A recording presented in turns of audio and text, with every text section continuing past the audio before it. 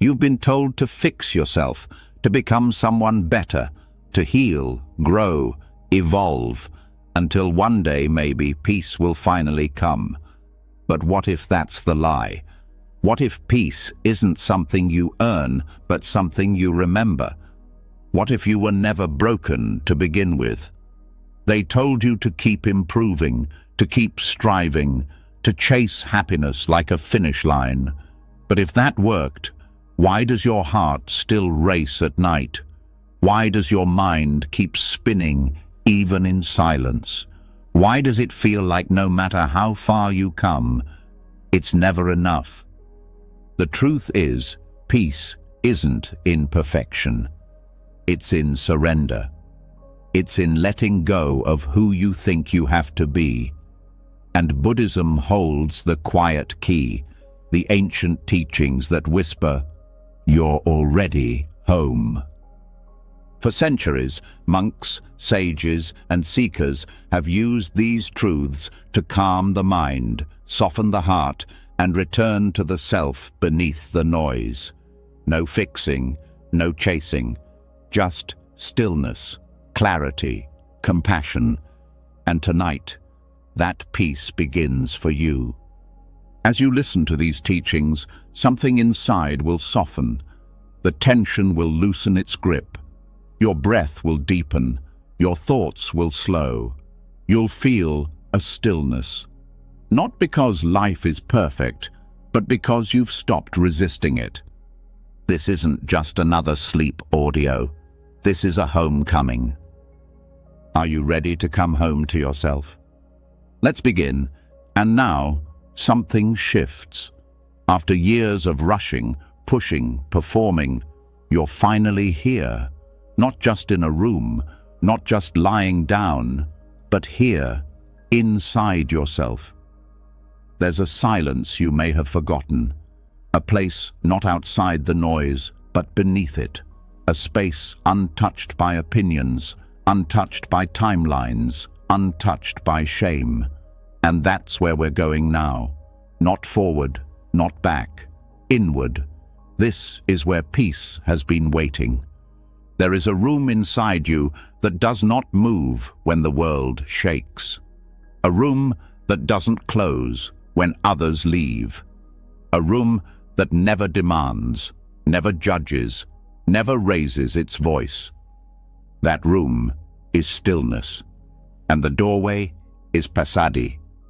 Passaddhi is not a word we often hear, but it holds one of the greatest treasures in Buddhist wisdom, inner tranquility. Not the shallow calm of bubble baths and noise-cancelling headphones, but the kind of calm that stays with you even when life breaks your heart. The kind that doesn't fight the storm, but sits beneath it like the ocean beneath the waves. This inner room is not built with effort. It's uncovered through quiet. It doesn't need to be created. It's remembered, because it's always been there. Even when the mind was screaming, even when shame painted the walls of your thoughts, even when life felt like too much and your own mind became a maze, that still room never left. You just stopped visiting. Passaddhi is the gentle return, the practice of remembering how to sit inside yourself without fear, how to rest in your own presence, how to take a breath and not chase it with thought, to be here, fully here, and not feel like something is missing. Most people live outside themselves. Their attention is always somewhere else, scrolling, comparing, regretting, rehearsing. They're not present in their own bodies, let alone their own minds. They live in timelines and headlines and memories. But peace doesn't live there. Peace lives in presence. And passaddhi is how you find the way back. In Buddhist texts, passaddhi is described not as a goal, but as a natural state that arises when agitation is released. Like how a pond becomes clear when you stop stirring the mud. The water was never broken. It was just busy. The same is true for your mind. It's not broken. It's busy. Too many thoughts, too much noise, too much past, too much future. And not enough now. So how do you stop stirring? You don't fight the thoughts. You don't force silence. You don't try to escape. You pause, you breathe, and you watch. When you watch the breath without trying to change it, the breath changes you. You begin to feel it soften. The tight places inside begin to release.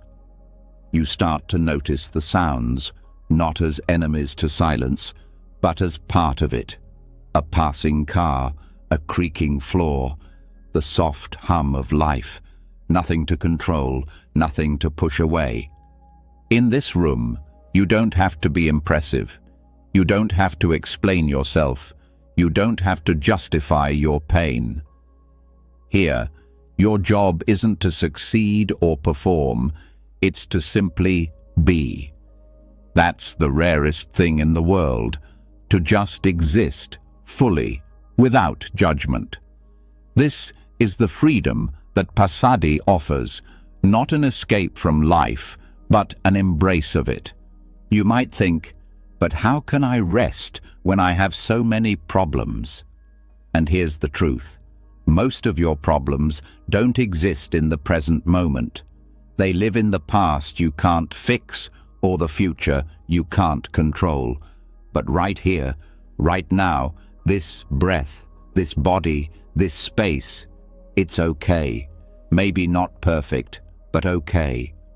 And okay is a doorway to peace. The Buddha didn't promise a life without pain. He promised a path that brings peace within pain, and that path leads through the still room inside you. This isn't about meditating on a mountain for 10 years. It's not about being a perfect monk. It's about taking one moment, right now, to come back to yourself, to notice the breath, to feel your weight on the bed or chair, to let your shoulders drop, to let your jaw unclench, to give yourself permission not to solve everything. Passaddhi grows when we stop believing every thought, when we stop answering every inner criticism like it's a question that needs solving, when we learn that not everything needs a response. Some thoughts are just clouds. They pass if you stop chasing them. Some emotions are just weather. They change when you stop naming them as your identity. In this room, there are no roles, no identities, no expectations. You are not the parent, the child, the worker, the success, the failure. You are just a presence, a quiet witness, noticing. This is why monks smile with nothing, why hermits live with little but radiate contentment. They've made a home in this room. They don't need life to entertain them. They don't need the world to praise them, because they've found the one place the world can't touch. Stillness isn't boring, it's brave. It takes courage to sit with yourself without distraction, to feel everything, to face everything.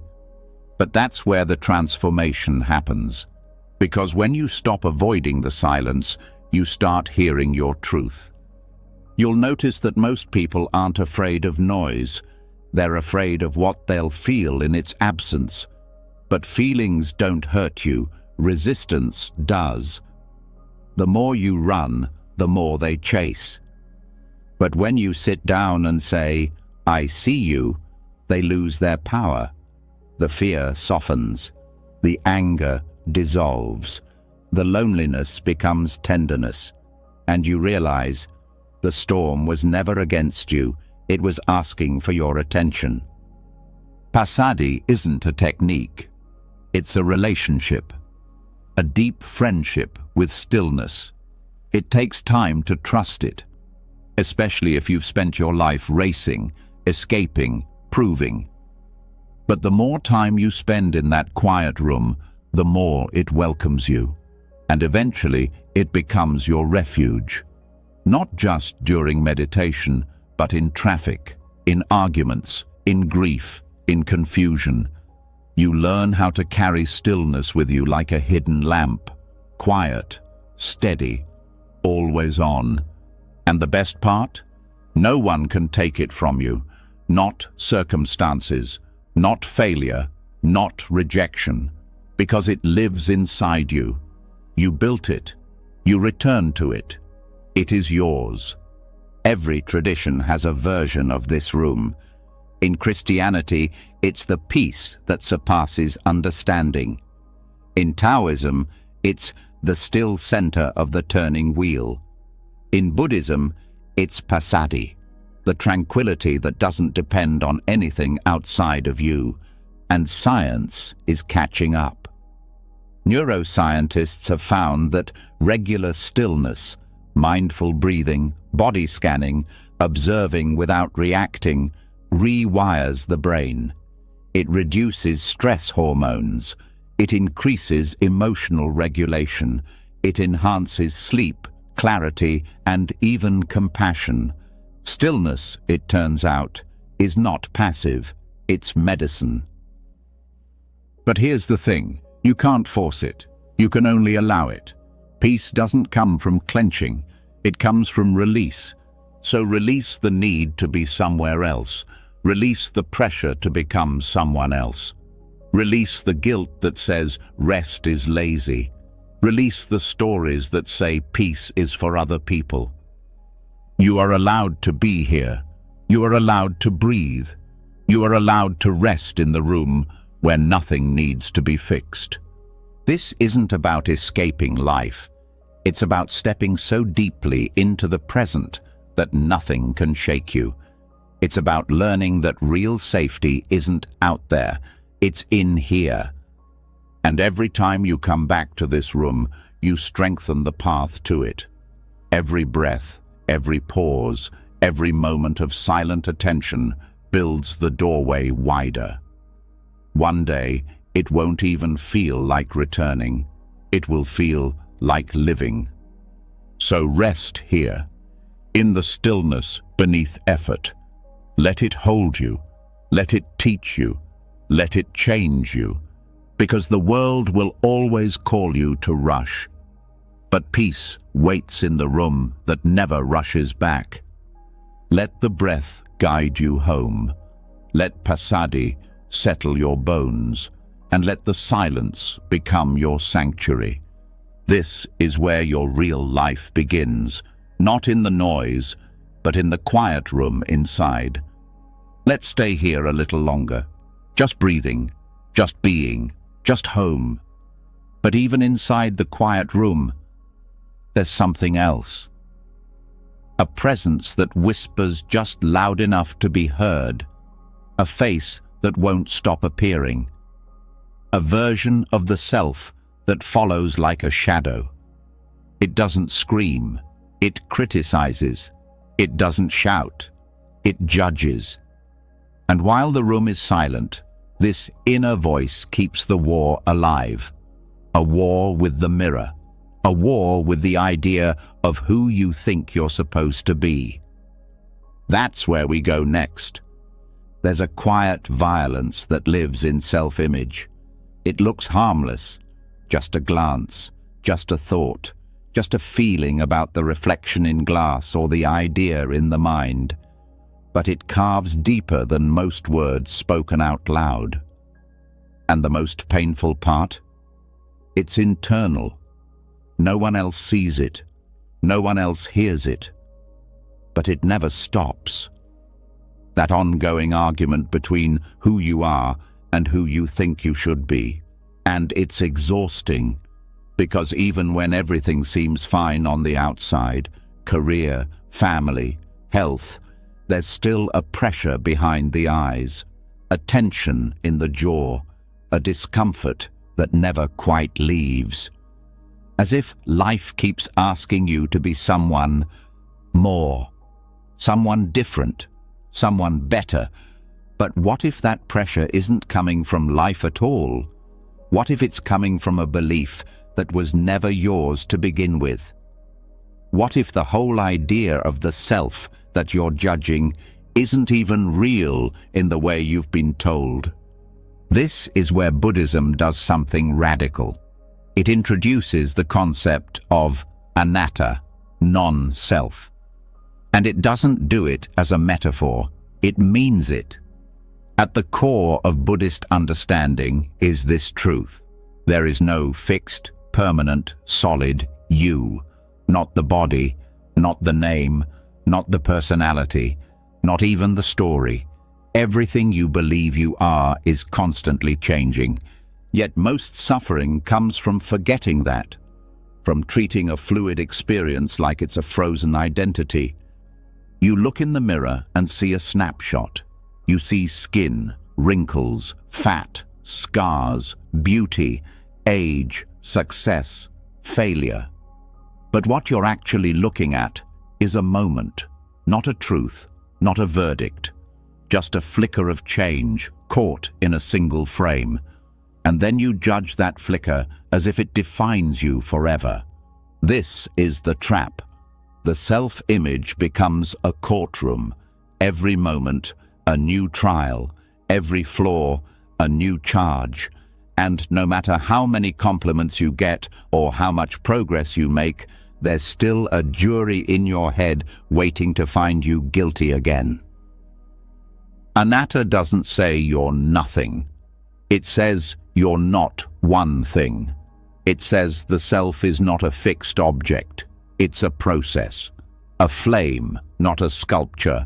A river, not a statue. And once that's understood deeply, not just intellectually, but experientially, the war with the mirror begins to dissolve.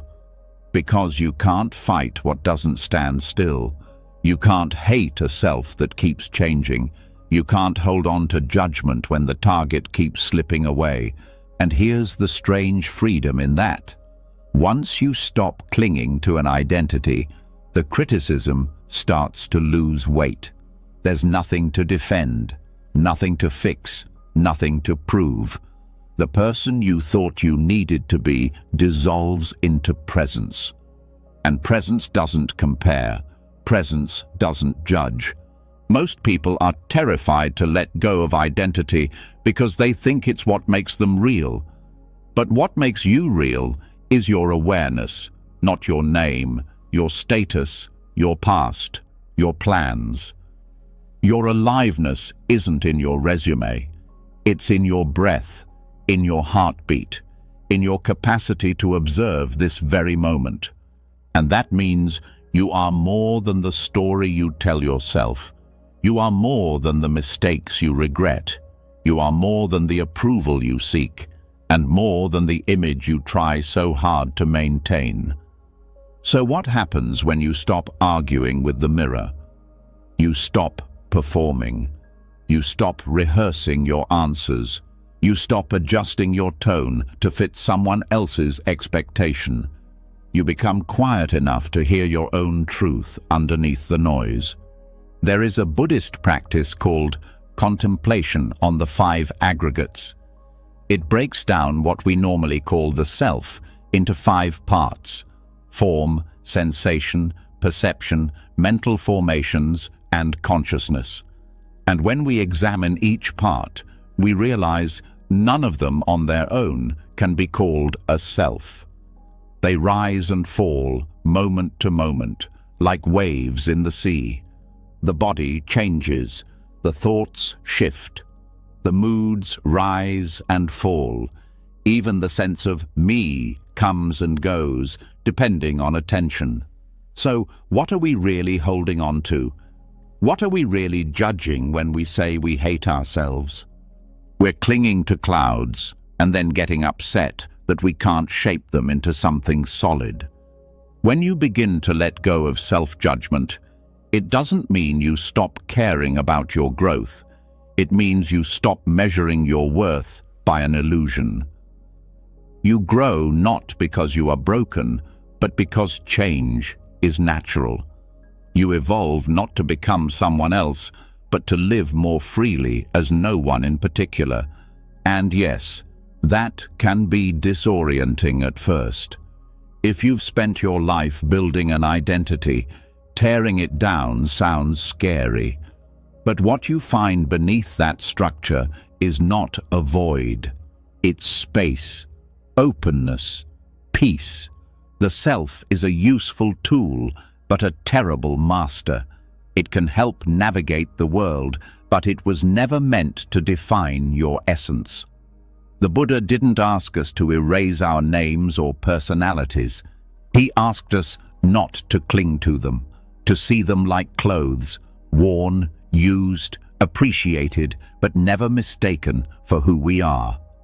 So next time you look in the mirror, soften your gaze. Don't search for flaws to correct. Don't look for signs of success or failure.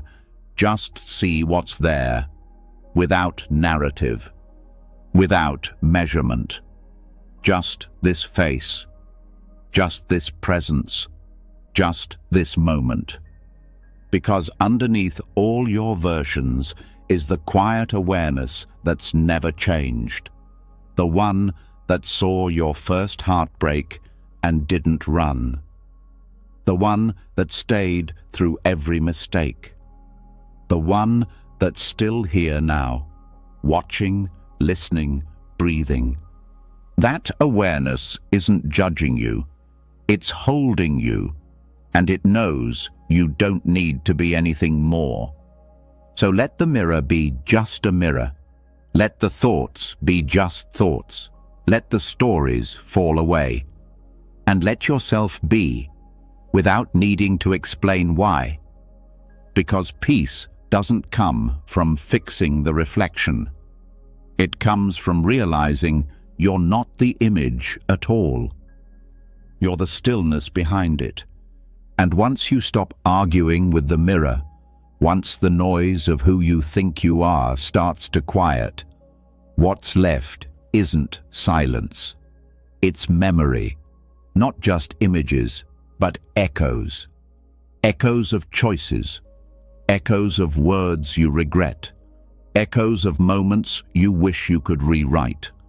And even if you've softened toward your reflection, there's still a voice that whispers, "But what about what you did?" That's the next layer. The one that doesn't attack your face, but your past. And the only way to move through it is with something far stronger than shame. It's time to talk about compassion, not in theory, not as a sweet idea, but as a force. Karuna, the kind that doesn't just feel sorry, it transforms. The kind that doesn't pity the past, it frees it. Guilt is sticky. It wraps around decisions and doesn't let them go. Even after growth, even after change, even after years. There's a part of the mind that clings to old versions of the self, like they're still standing in the room. And even though that version doesn't exist anymore, it keeps replaying like a loop, a mistake, a word, a look, a moment where you didn't know better. And now that you do, you punish yourself for the time you didn't. But this is where the Buddhist teaching of Karuna enters. Compassion, not just as kindness toward others, but as healing toward yourself. Compassion that says, you didn't fail, you learned. That doesn't excuse harm, but holds it in the light of human frailty. That remembers no one wakes up trying to hurt themselves or others. That people do what they can from the place they're in, and sometimes the place they were in was confusion, pain, or survival. Forgiveness isn't forgetting. Forgiveness is telling the truth without building a cage around it. It's seeing clearly that the person who made that choice was trying to cope, trying to feel safe, trying to belong, trying to matter. Maybe they failed. Maybe they caused pain, but they weren't evil. They were lost. And now you can choose to stop punishing the ghost of who you used to be. Karuna sees the full picture. It sees the wounded child underneath the reaction, the abandoned teenager underneath the anger, the stressed-out adult underneath the avoidance. It sees the deeper layers that most people ignore, and it replaces blame with understanding. Not so you can deny what happened, but so you can release the chain tied to it. In Buddhist practice, compassion isn't passive, it's powerful. It says, "I see your suffering, and I won't turn away." And when you turn that gaze inward, something incredible happens. You begin to see not just what you did, but what you were missing. You see the emotional hunger, the confusion, the fear, and you realize you weren't evil, you were unconscious. And consciousness now gives you the power to stop repeating the punishment. The mind loves to re-sentence itself. It loves to say, "You should have known better." But knowing better only comes from not knowing first.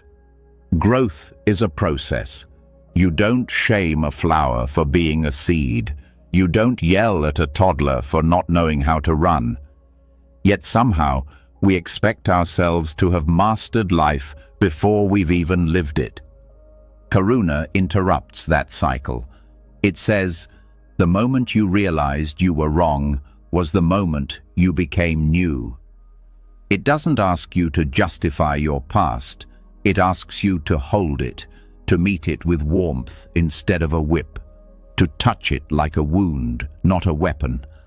And if part of you resists, if part of you says, "But I don't deserve forgiveness," that's where the deepest work is.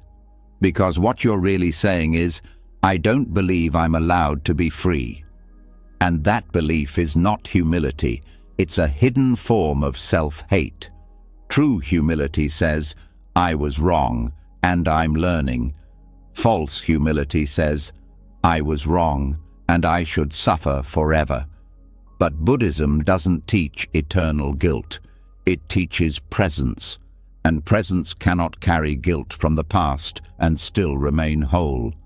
So, how do you practice karuna with your past self? You start by noticing when guilt arises. Instead of arguing with it, sit beside it. Ask it what it needs. Not what it wants, but what it truly needs. Often, it doesn't need punishment.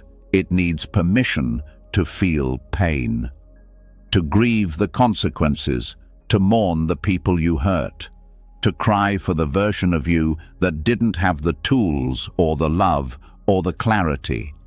And once that grief is seen, it starts to loosen. Another practice is speaking directly to the younger version of yourself, not to scold them, but to say what they never heard. You didn't know. You were scared. You were trying.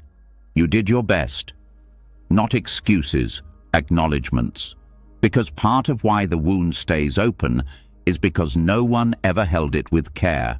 You get to do that now. And it doesn't mean you don't apologize. It means your apology doesn't have to come from self-hatred. It comes from awareness. You take responsibility not because you are a bad person, but because you now see more clearly. That clarity isn't a punishment, it's a gift. It's a way of saying, I won't let who I was define who I continue to be. There's a reason the Buddha didn't demand perfection from his disciples. He invited honesty. He knew people were learning, shedding, evolving. He didn't ask them to never fall. He taught them how to rise differently. So maybe that's your work now, not to erase your past, but to rise from it with gentleness. To stop confusing shame with maturity. Shame freezes. Compassion flows. Shame isolates. Compassion reconnects. Shame says, you are the worst thing you've done. Compassion says, you are so much more than that. Shame ties you to a version of yourself that no longer exists. Compassion unbinds the cord, and it's not just about emotional peace. Self-compassion has been shown in psychological studies to reduce anxiety, increase motivation, improve health outcomes, and deepen relationships. People who forgive themselves don't become lazy. They become freer to act wisely, because their decisions aren't based on avoiding guilt. They're based on clarity. You become less reactive, less defensive, more present, more capable of admitting when you're wrong now, because being wrong doesn't destroy you anymore. You've already survived it. You've already made peace with it. And if you still feel resistance, that's okay. Compassion isn't a switch. It's a practice. Some days you'll soften easily. Some days you'll struggle. But even in the struggle, you're planting seeds. Seeds of mercy, seeds of awareness, seeds of future peace. Sometimes it helps to write a letter. One part from the version of you now to the version of you then, and then one part from them to you now. Let the words come. Let the grief surface. Let the healing begin. And when you feel the guilt rise again, remember this. Every single person on the path of growth has made mistakes. It's not the absence of error that makes someone wise. It's the willingness to meet error with honesty and compassion. Karuna isn't soft in the weak sense. It's soft like water, able to cut through stone. It doesn't excuse behavior. It transforms it, and it transforms the one who carries it too. So yes, you hurt people. You disappointed yourself.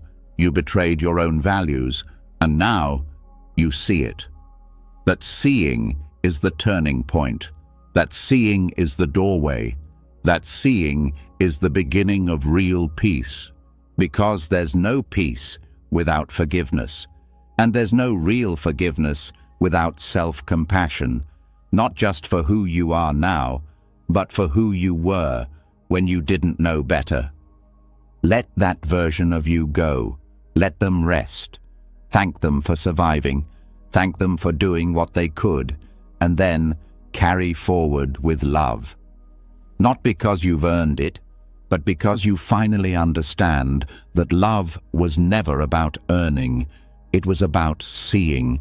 And once you forgive the version of yourself that didn't know better, you begin to notice something deeper.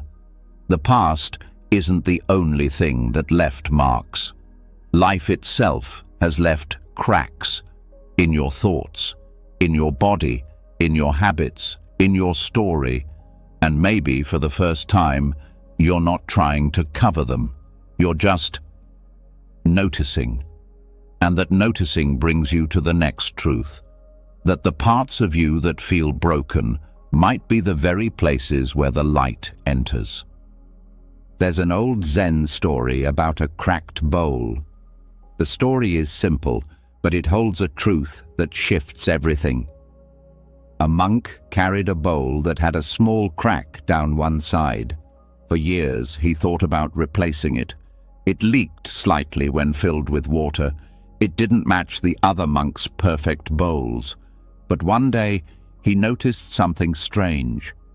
When he left the bowl by the window, the morning light passed through the crack in a way that made the entire surface shimmer, a small fracture revealing a hidden brilliance.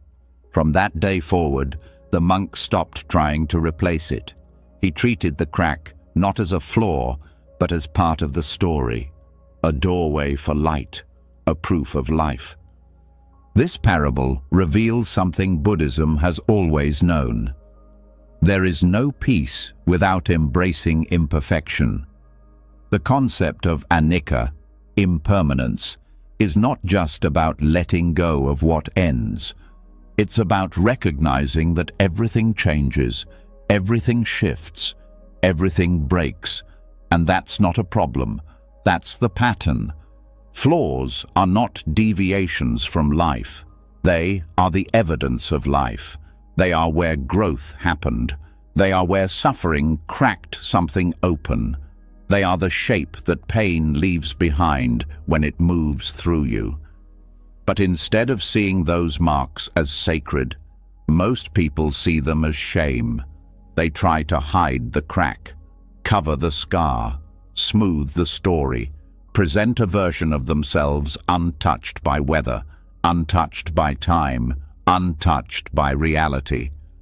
But perfection is the enemy of peace, because peace is only real when it includes the whole picture. Not just the polished surface, but the scratched, chipped, dented, and softened core underneath. The part that wasn't protected, the part that wasn't spared, the part that still shows up anyway. We spend so much of life trying to patch ourselves, trying to sand down our rough edges, trying to match some invisible standard of what it means to be worthy. And in the process, we miss the truth that the most powerful people we know, the ones who move us, comfort us, inspire us, are not perfect. They're real. They've bled, they've cracked, they've fallen and stood back up. In Buddhist teaching, there is a reverence for the raw, for what's weathered, for what's incomplete. Not as a problem to fix, but as a place to rest. This is not an aesthetic choice. It's a spiritual one. Because when you embrace imperfection, you embrace reality. You stop demanding that the world match your expectations, and in that surrender, peace becomes possible. Anicca teaches that everything is always becoming something else, and that includes you. You are not meant to stay flawless. You are meant to change.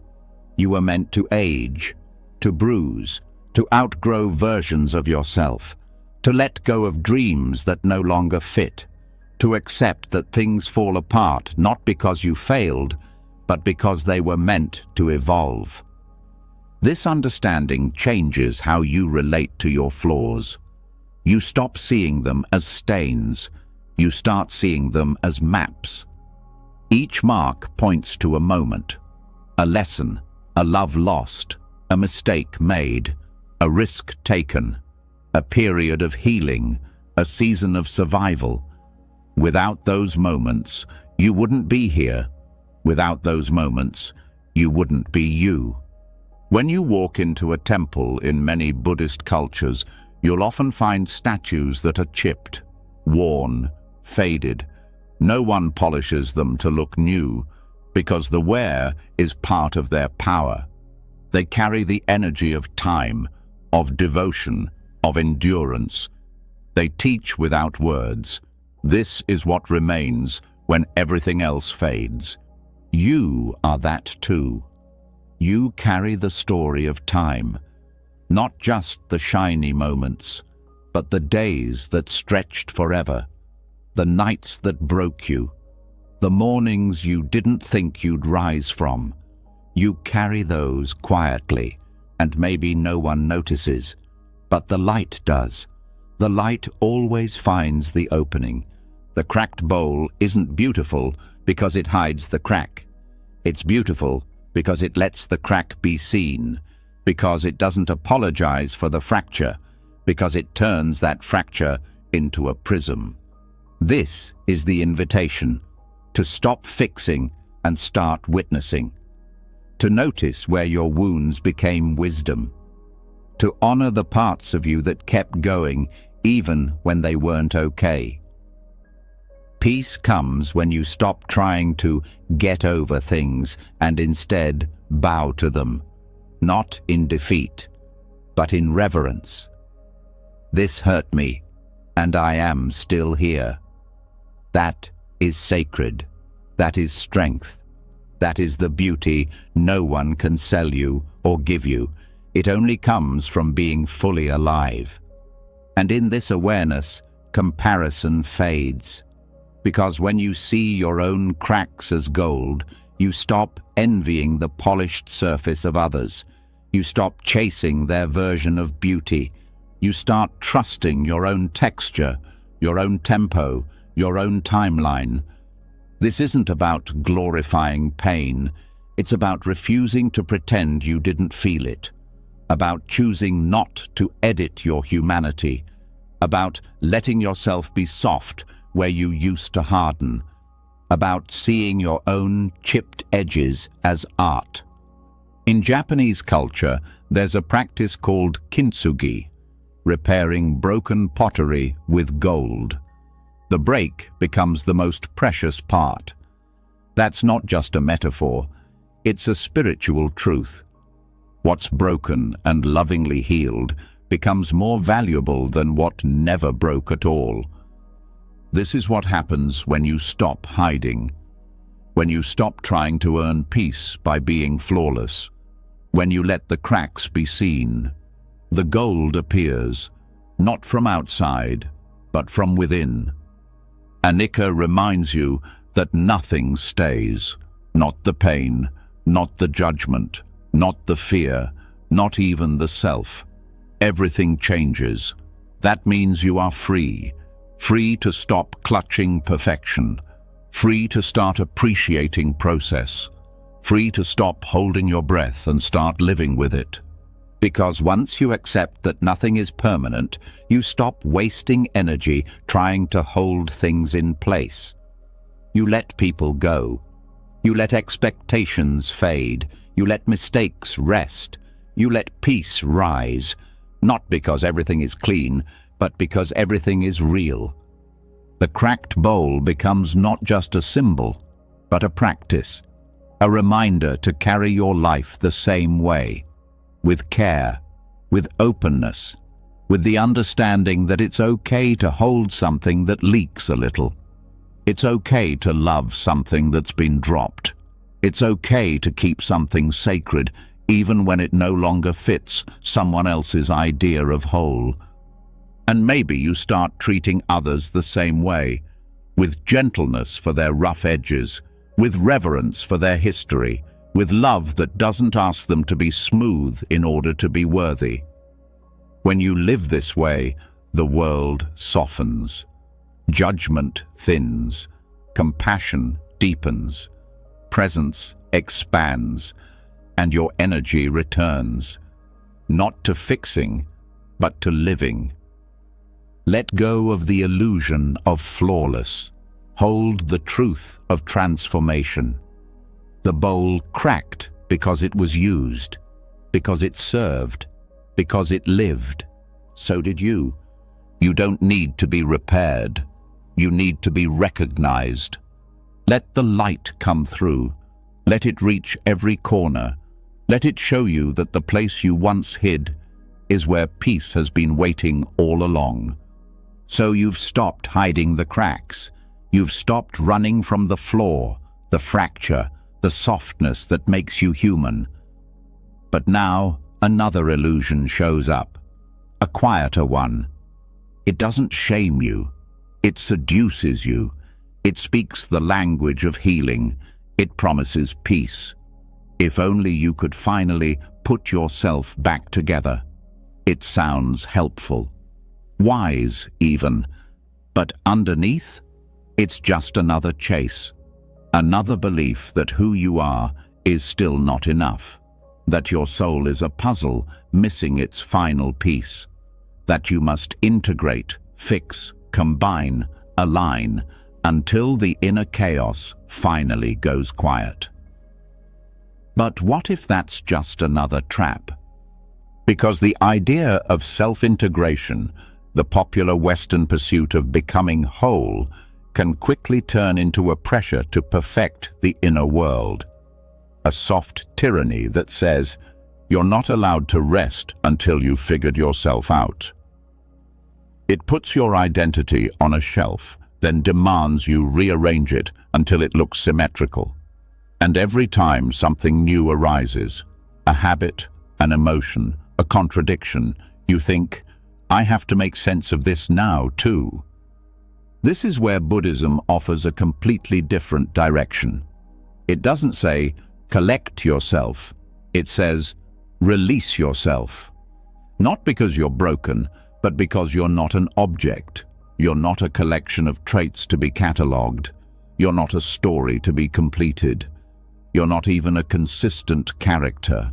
You're a field of awareness, a process, an unfolding, and the need to constantly define and organize yourself is the very thing keeping you from peace. The more you chase wholeness, the more fragmented you feel, because true inner calm doesn't come from assembling the self like a Lego set. It comes from letting go of the idea that there ever was or should be a perfect configuration of who you are.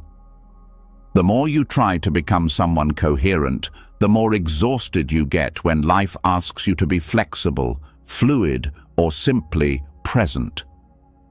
In Buddhist psychology, there's no fixed self to organize. There are just aggregates, experiences, tendencies, consciousness passing through conditions. The desire to pull those into a singular, polished image isn't healing. It's clinging. It's just a quieter version of ego building. You think you're integrating, but you're still identifying. You're still constructing a version of me that feels safe. And safety, in this case, is based on consistency, not truth. But the truth isn't consistent. The truth is wild. You are compassionate and reactive, wise and forgetful, peaceful 1 hour, overwhelmed the next.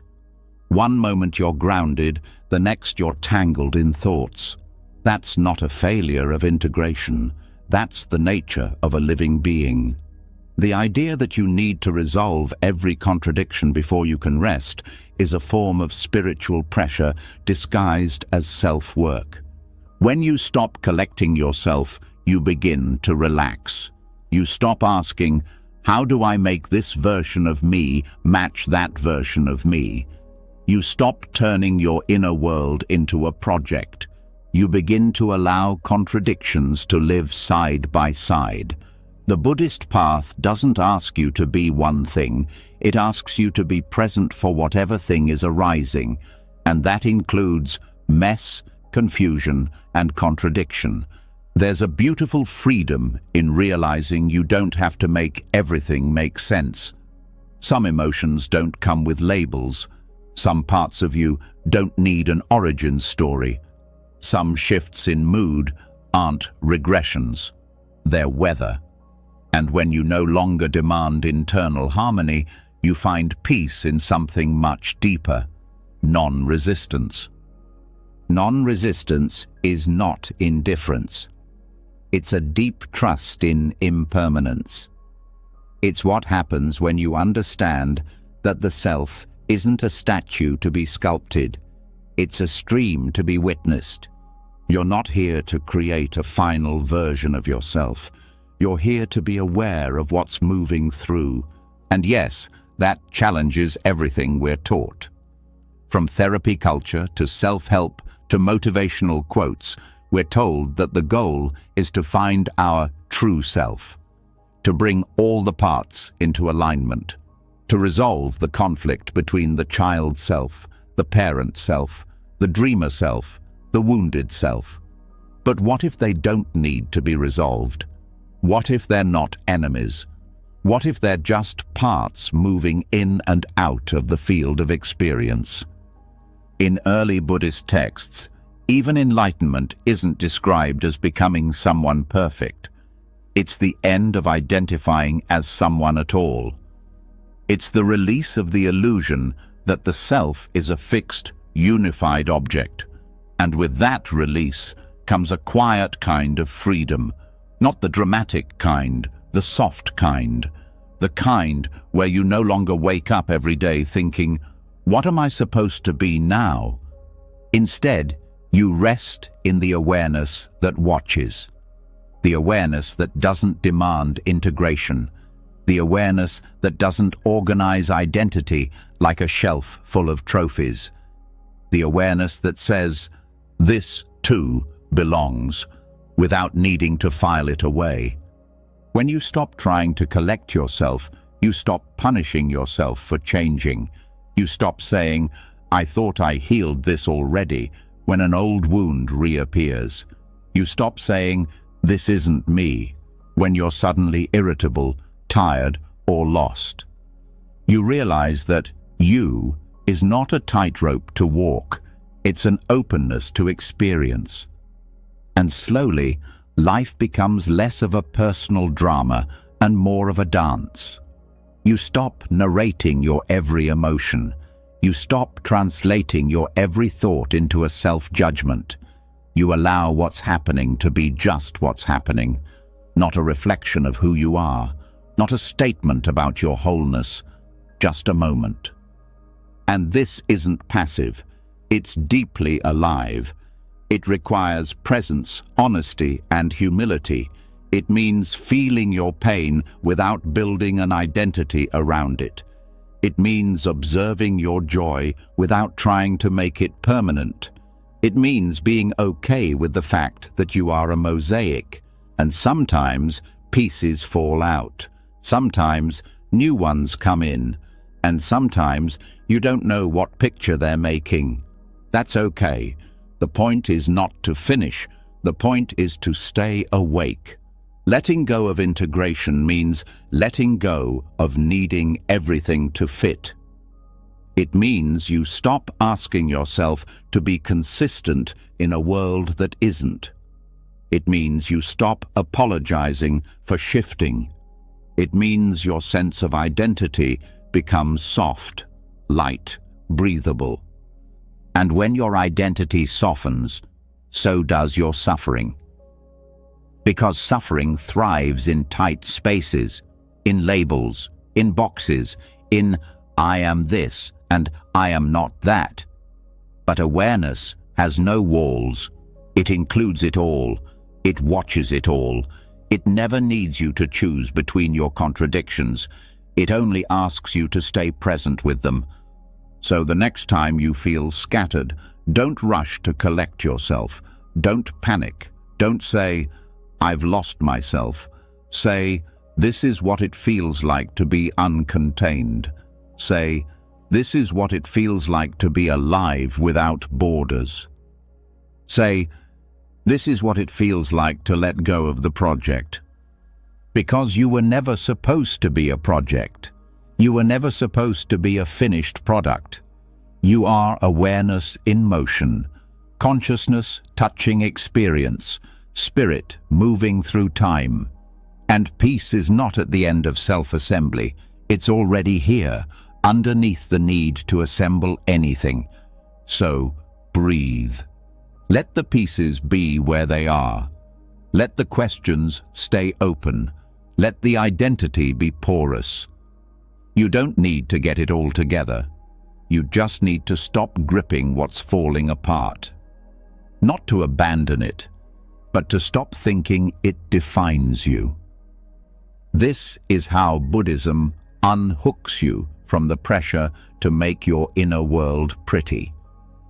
It doesn't offer integration, it offers intimacy with what is, as it is, without trying to edit the experience into something neater. The pieces don't need to come together, they need to be seen. That's where peace begins. That's where you stop collecting yourself and start returning to what's always been whole, the awareness that holds it all. And once you stop collecting yourself, something strange happens. You don't fall apart. You don't disappear.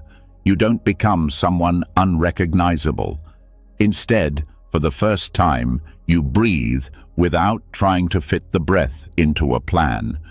You wake up without rehearsing who you need to be. But just as that peace starts to rise, another voice shows up. Softer than shame, quieter than self-doubt. It whispers in the background, "You're not done." The mind shifts its obsession from identity to improvement, from integration to fixing. The pressure doesn't vanish, it just puts on new clothes. And now, Instead of trying to become someone whole, you're trying to become someone better, constantly. That's where we go next. Self-improvement sounds innocent, encouraging even, but for many, it becomes a quiet form of war. A war dressed as wisdom. A lifelong campaign to polish the parts of yourself that someone once said weren't good enough. It starts with motivation, but ends with exhaustion. And the worst part is that it never feels finished. There's always something more to heal, something new to optimize, something else to unlock. The target keeps moving and the heart keeps chasing, all in the name of growth. But Buddhism offers a radical pause. Not against growth, but against the suffering that often hides inside it. At the heart of the Buddha's path is the middle way. Not too tight, not too loose.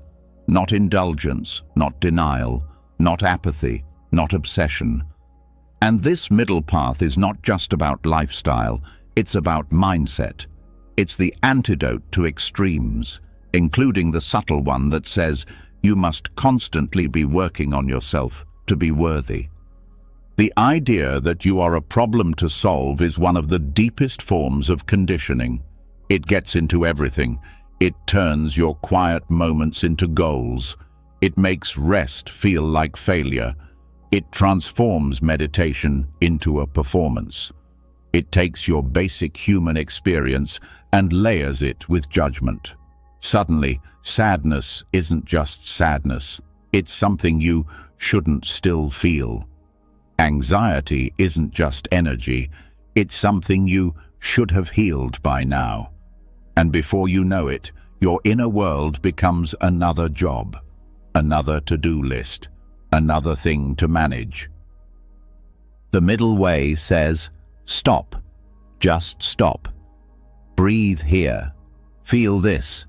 Without needing to label it as progress or setback, without trying to extract a lesson, without turning your life into a never-ending project. Because when you're always trying to fix yourself, you forget how to be yourself.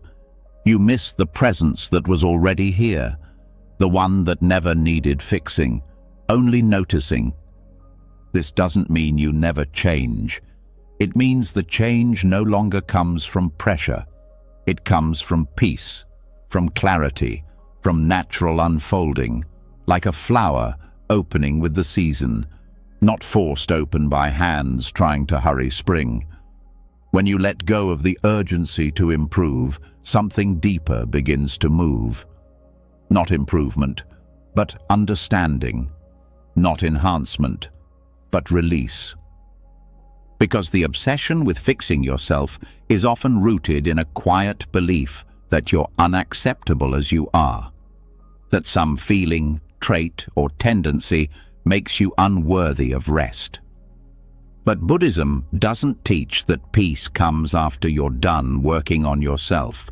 It teaches that peace is already available right now beneath the story of who you think you need to become. When you look at the Buddha's life, you don't see a man obsessed with becoming better. You see someone who sat beneath a tree, not to achieve, but to stop seeking. Enlightenment wasn't a reward. It was the absence of grasping, the moment he realized that nothing needed to be added. That truth was already present, waiting to be seen, not earned. This is the peace beyond improvement. The state where you stop negotiating with yourself. Where you stop saying, "I'll love myself when," and instead begin to rest in the love that doesn't ask for conditions. That doesn't depend on your discipline or consistency or insight. A love that just is. Letting go of the fix-yourself urge doesn't mean you stay stuck. It means your movement becomes natural, like waves returning to the shore, like breath returning to the lungs. Growth still happens, but it's not forced. It's not driven by self-rejection. It rises from stillness, not from struggle, and that stillness has room for everything, for the parts of you that still feel lost, for the habits that still show up, for the stories that sometimes return. Stillness doesn't resist them. It watches, it holds, and in that holding, change happens, not because it has to, but because it wants to. Because when you stop squeezing life, it starts to move. The middle way invites you to notice how often your pursuit of peace creates tension, how often your search for clarity adds confusion, how often your effort to be calm becomes a new kind of noise. And when you notice that, you're free to stop, not forever, just for now, just long enough to see that the moment doesn't need anything added to be complete. This moment isn't incomplete because you haven't improved enough. It's complete because it's real. It's complete because it's here. And your task is not to fix it. It's to meet it just as it is. The more you chase becoming better, the more you move away from the awareness that has always been whole. This awareness doesn't measure. It doesn't compare. It doesn't evaluate how spiritual your thoughts are. It just observes, with clarity, with simplicity, with compassion. The urge to improve often disguises a fear of being seen, of being judged, of being left behind. But awareness doesn't leave. It doesn't shame. It doesn't hurry. And when you rest in it, you begin to feel something strange and unfamiliar. Enoughness. Not as a thought, but as a state, as a body feeling, as a breath that doesn't rush. Enoughness doesn't mean you're done. It means you don't need to become someone else to begin. You don't need to heal everything to feel peace. You don't need to be finished to be worthy of love. The middle way shows you that you don't have to go to either extreme, fixing everything or avoiding everything. You can simply be here, living gently. And when you stop trying to constantly improve, something else returns, joy. Not the high, buzzing kind, the simple kind, the kind that comes from peeling an orange in silence, from watching a leaf fall, from resting your eyes and not needing to learn a lesson. Joy that doesn't teach, it just arrives. The world will always offer more tools, more books, more techniques, and some of them may be helpful, but even the best tools can become cages if they reinforce the belief that you are never enough. The middle way says, use what helps, drop what doesn't, and always return to the place inside that doesn't need tools to be whole. This is the shift from building the perfect self to noticing the perfect presence that was already here, from effort to ease, from fixing to feeling, from climbing to resting. So if today you feel unfinished, messy, undone, good. That means you're alive. That means you're in motion. That means you're part of the natural rhythm of things. The only thing you have to do now is stop fighting that. Let the moment be as it is. Let yourself be as you are. The rest will come. And once you stop trying to fix yourself, something unexpected rises. Quiet. Not relief exactly, but stillness. Not numbness, but a kind of pause so deep it feels like the first breath after years underwater. And in that stillness, something else surfaces. Not a thought, not a goal, a presence. Younger, fragile, waiting. The part of you that was hurt before you had words. The version of you that didn't need answers, just to be held. And suddenly, all the explanations in the world feel too loud, because what this part needs is silence. Not the absence of sound, but the kind of silence that says, "I'm here now." The kind that heals without speaking. The kind that touches without hands. That's where we're going now. Sometimes the deepest pain doesn't come from what happened. It comes from how long it was ignored, from how often it was minimized, rushed, explained away. Especially when it's the pain of the inner child, the version of you that experienced confusion, abandonment, or shame before you had the language to even describe it. And because it had no words, it got buried in the body, in the breath, in the subtle contractions that never quite release. And now, as an adult, it tries to speak, but it doesn't use words. It uses tension, fatigue, overreaction, numbness. And every time we try to fix it with language, it retreats further into silence. But here's the paradox. The silence it retreats into is also the silence that heals it.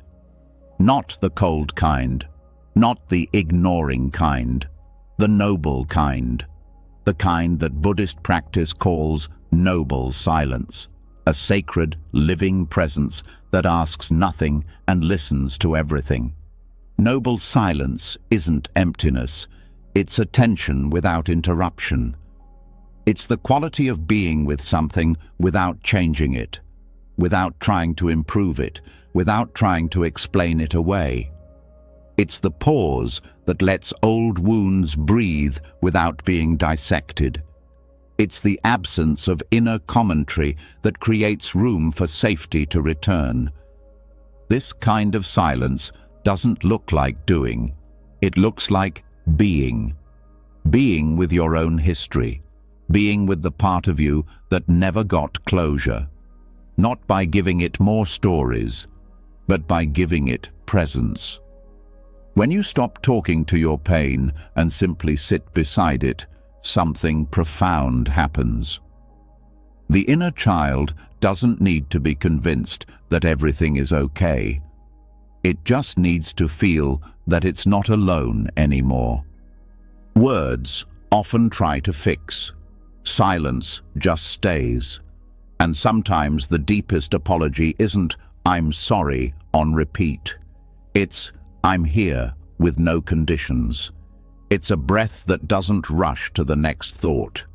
It's a pause that doesn't need to be filled.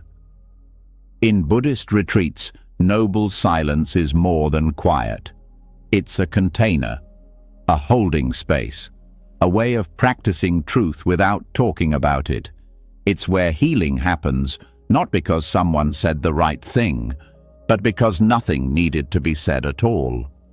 The silence became safe. The space became enough.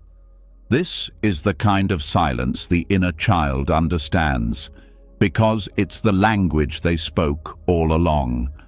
Before sentences, before explanations, before you learned to pretend. That young part doesn't want your insights. It wants your stillness. It wants your calm breath, your grounded heart, your unhurried presence. And here's the thing. You don't have to go back and relive everything. You don't need to uncover every moment of childhood pain to heal it. You just need to stop running from the discomfort. Stop filling every quiet space with analysis. Stop trying to win the war with words. There is no argument to win. There is only presence to offer. You become the adult that part of you always needed, not by saying the perfect thing, but by refusing to turn away. You stop performing healing and start living it. And slowly, the nervous system starts to settle. The body starts to soften. The breath deepens without effort. Because when you stop attacking your past with improvement plans, it begins to trust you again. The inner child begins to believe that this time, finally, it's safe to come forward. It doesn't mean you forget. It means you stop arguing with what already happened. You stop needing to rewrite the story. You just sit in the ruins with open hands and say nothing, because nothing is needed. Silence also teaches patience. It shows you that you don't have to rush toward resolution, that sometimes the pain doesn't want to be solved. It wants to be seen, not watched with judgment, seen with soft eyes, the kind of seeing that says, "You don't have to change to be worthy of my attention."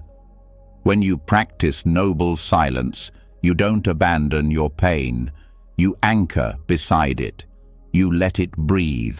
You let it cry without comment. You let it feel without interference. You hold the brokenness like a sleeping child, not to wake it, not to fix it, but to protect the space it takes up. And that holding is the apology, the one the inner child never received, the one that says, "I won't leave you this time." That's what heals, not insight, not strategies, but presence that doesn't flinch. And maybe for the first time, the child inside doesn't feel like a problem, doesn't feel like a burden, doesn't feel like something you need to grow out of. It becomes part of the wholeness, not because it was explained, but because it was loved without question. In Buddhist teachings, compassion isn't just a warm feeling, it's the action of staying, of remaining steady in the face of suffering, even your own, especially your own.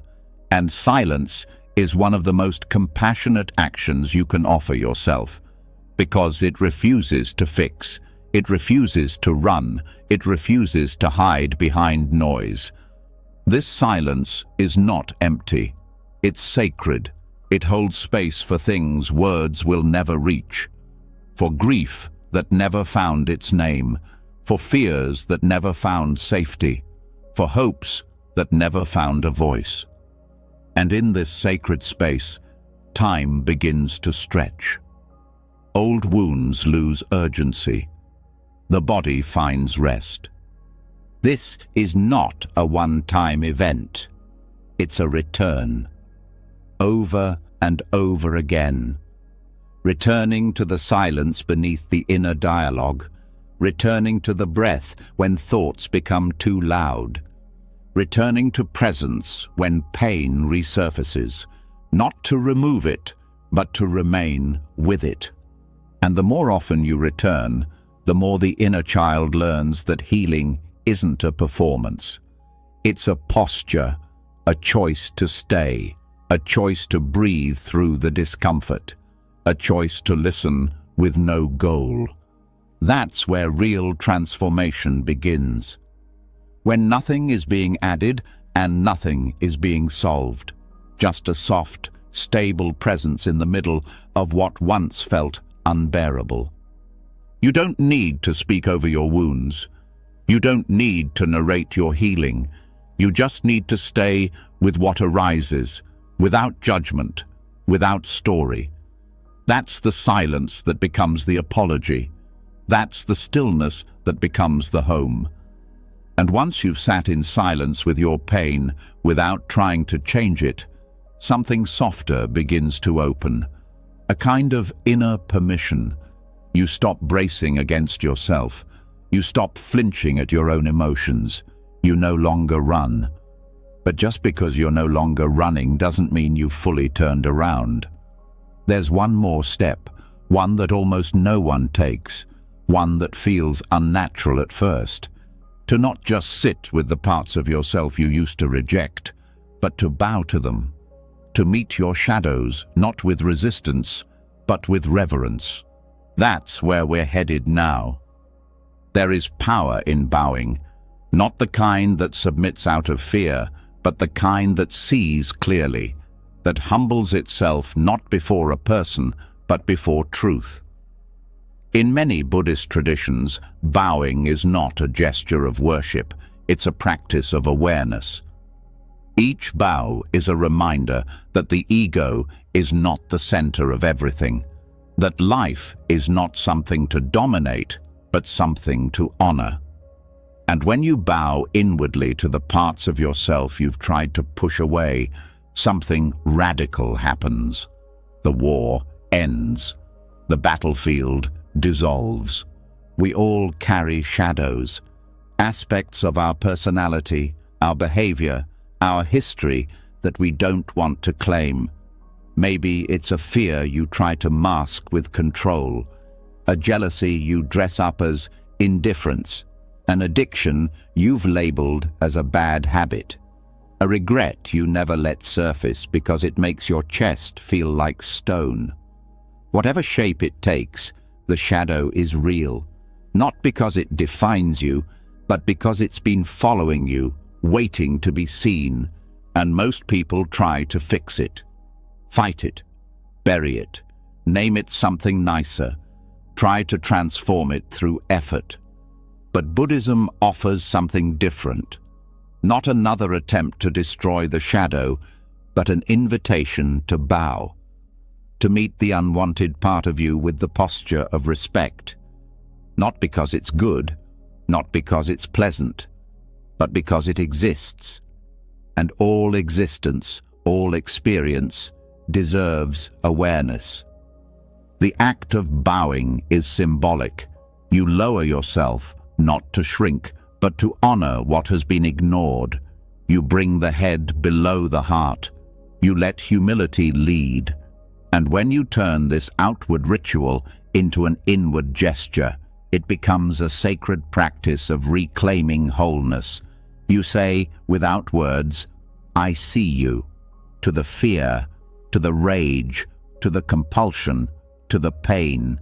I see you, and I will not exile you anymore. This is not the same as indulging your darkness. It's not about giving it control. It's about ending the illusion that it's separate from you, that your shadow is some foreign intruder. It's not. It's a fragment of you that was shaped by pain, starved of love, misunderstood by the mind that developed after it. And when you bow, you create a bridge between what is known and what has been hidden, between who you are and what you've avoided. To ritualize this bowing is to turn healing into a form, not abstract forgiveness, but embodied acknowledgement. You can literally bow in meditation, in a quiet room, on the floor, knees folded, hands to heart or ground. Or you can bow internally as an energetic movement of humility. You can breathe into the part of you you once disowned, and with each exhale, release judgment. Not in theory, in action. And in that moment, something softens. The fear becomes less sharp. The shame becomes less tight. The regrets begin to melt at the edges. Because what the shadow feared most was not being wrong. It was being abandoned. And now you've returned. The reason this works is not mystical, it's energetic. Judgment creates contraction. Denial creates fragmentation. But presence creates reintegration. When you meet the unwanted parts of yourself with steadiness, with gentleness, the body stops bracing. The nervous system starts to believe it's safe to feel this now. And that safety is what allows healing to begin. In many Buddhist monasteries, monks bow hundreds of times a day, not because they're unworthy, but because bowing reminds them of interconnectedness, of humility, of the ego's rightful size. And this same reverence can be brought into our inner life. We bow to our flaws, not because they are holy, but because they are human. And the human deserves love. The parts of you you don't want to look at are not dangerous. What makes them dangerous is being left in the dark. What gives them power is your resistance. When you turn toward them, not with more analysis, but with a ritual of attention, They begin to soften. They stop needing to control you because they've been seen. You can bow to your fear, not to agree with it, but to acknowledge it's there for a reason. You can bow to your habits, not to let them run your life, but to understand that they formed to protect you. You can bow to your regret, not to drown in it, but to honor the version of you that didn't know a better way. This practice is not fast. It's not flashy, but it is profound. Over time, it transforms how you see yourself. You stop dividing into good and bad. You stop trying to amputate the parts that feel ugly. You begin to understand that real peace comes not from purity, but from wholeness. And wholeness is not a feeling, it's a relationship with all that you are, even the impulses, even the memories, even the emotions that show up at the worst times. They all belong, not because they're convenient, but because they are real. You may think you need to change to be worthy of your own love, but the truth is, you only need to bow. You only need to return. You only need to stop treating the darker parts of yourself like strangers. They're not here to ruin you. They're here to be met, to be held, to be freed from exile. In this way, bowing becomes a liberation, not a loss of dignity, but the discovery of it. Dignity in seeing yourself clearly, in holding your own suffering like a sacred object, in refusing to split your soul into acceptable and unacceptable parts. And slowly, your inner world becomes quieter, not because the shadows are gone, but because they're no longer banging on locked doors. You opened them. You welcomed them in. You offered tea instead of chains. There is no peace without this gesture. You can meditate for years, read every book, perfect every ritual. But if you're still running from the parts of you that ache, you'll never feel whole. You'll always be performing. This is the freedom that comes when you bow. You stop performing. You start participating. You start showing up as the whole, messy, holy, imperfect miracle that you are. And in that showing up, you reclaim every fragment. You say to each one, "You're part of the story," and that is enough. And once you've bowed to your shadows, once you've stopped treating them like enemies and started honoring them as messengers, something else begins to stir. Not fear, not shame, but spaciousness. Because now you're no longer at war with what lives inside you. You've stopped trying to exile parts of yourself and instead welcomed them home. But even as the inner world softens, there's one more confusion that quietly lingers, a deeper layer. The belief that what you feel is what you are, that the storm inside you means something about you, that a dark moment makes a dark identity, that a bad thought makes a bad self. This illusion is subtle, but it's powerful, and now it's time to break it. Let's go there. There are moments when the mind is loud, thoughts race, emotions tighten, stories loop in circles. You feel stuck, flooded, heavy, and almost instantly the identification happens. I'm anxious. I'm failing. I'm broken again. The language is quick. It moves faster than breath. But beneath it is a misunderstanding. The idea that just because a storm is passing through you, it means the storm is you. Vipassana, the Buddhist practice of clear seeing, offers a different view. It teaches that thoughts and feelings are not your identity. They are passing events in consciousness. Weather, not architecture. Wind, not structure. And just like you don't become the rain when it falls, you don't become your anxiety when it arises. You are not the storm. You are the sky it moves through. This insight sounds simple, but living it changes everything. Because when you believe you are your inner turmoil, you suffer twice. First, from the emotion itself. Then, from the story that says the emotion defines you. Vipassana invites you to end that second layer of suffering. It doesn't ask you to suppress your experience. It asks you to see it as it is, without merging into it. This practice is not about escaping pain. It's about witnessing it with enough clarity that you stop drowning in it. When sadness arises, instead of saying, "I am sad," you notice, sadness is present. When anger flares, instead of, "I am angry," you observe, anger is moving through. That tiny shift in language reflects a massive shift in consciousness. You are not the wave. You are the awareness watching it rise and fall. Vipassana trains you to observe your experience without judgment, without clinging, without rejection. You begin by focusing on the breath, not to change it, but to learn how to pay attention. The breath is always here, always neutral. And when the mind wanders, as it will, you don't scold it.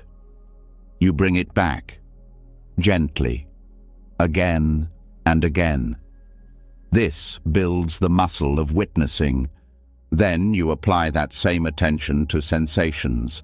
Maybe there's tension in the chest, tightness in the jaw, heat in the stomach.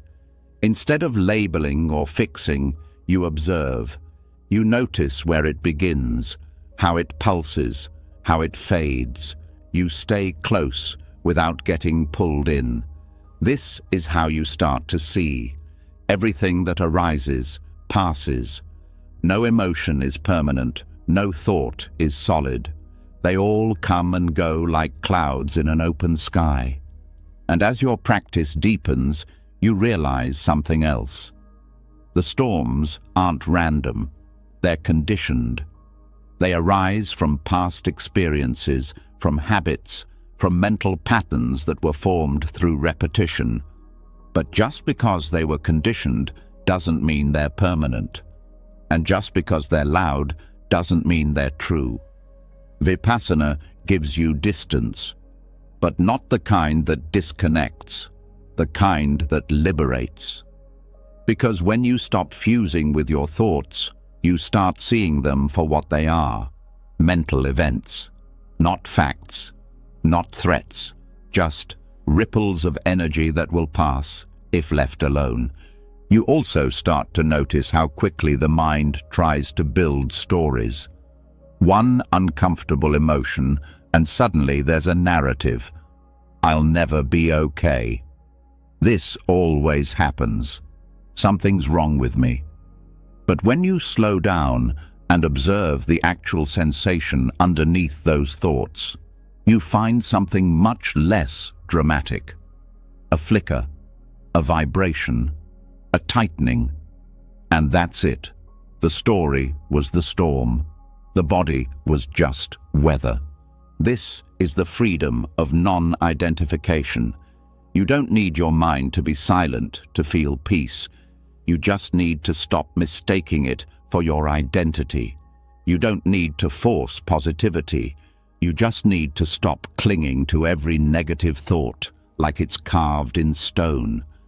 In the beginning, this is hard. The pull of identity is strong.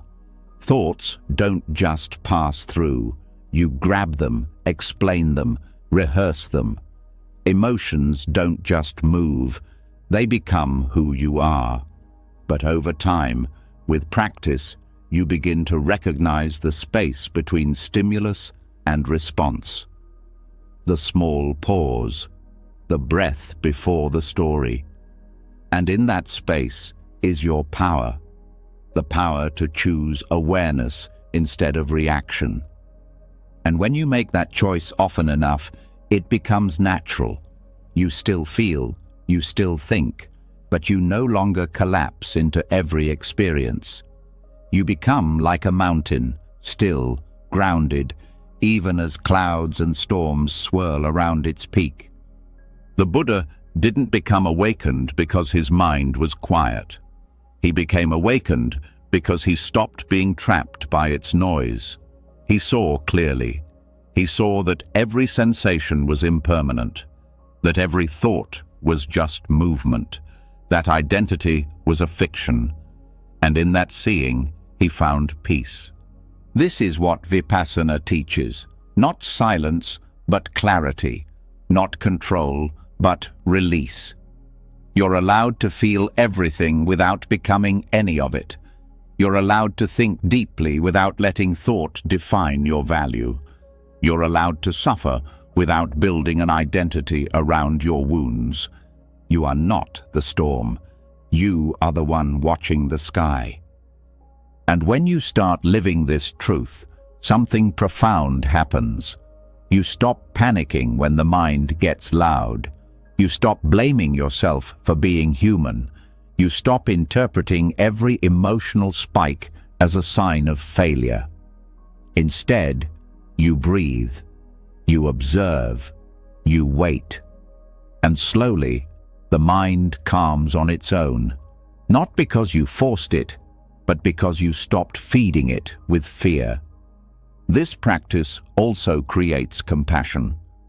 When you see your own inner storms clearly, you stop judging others for theirs. You recognize the same patterns, the same habits, the same loops. And instead of reacting, you hold space. You become a calm presence in a world of turbulence.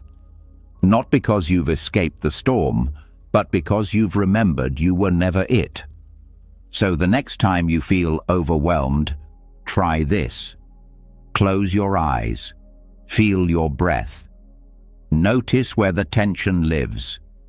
Name the emotion, not as an identity, but as a visitor. Fear is present. Grief is passing through. Restlessness is here. And then, do nothing. Just stay. Just watch. Just let it be what it is. And let yourself be what you are. The sky.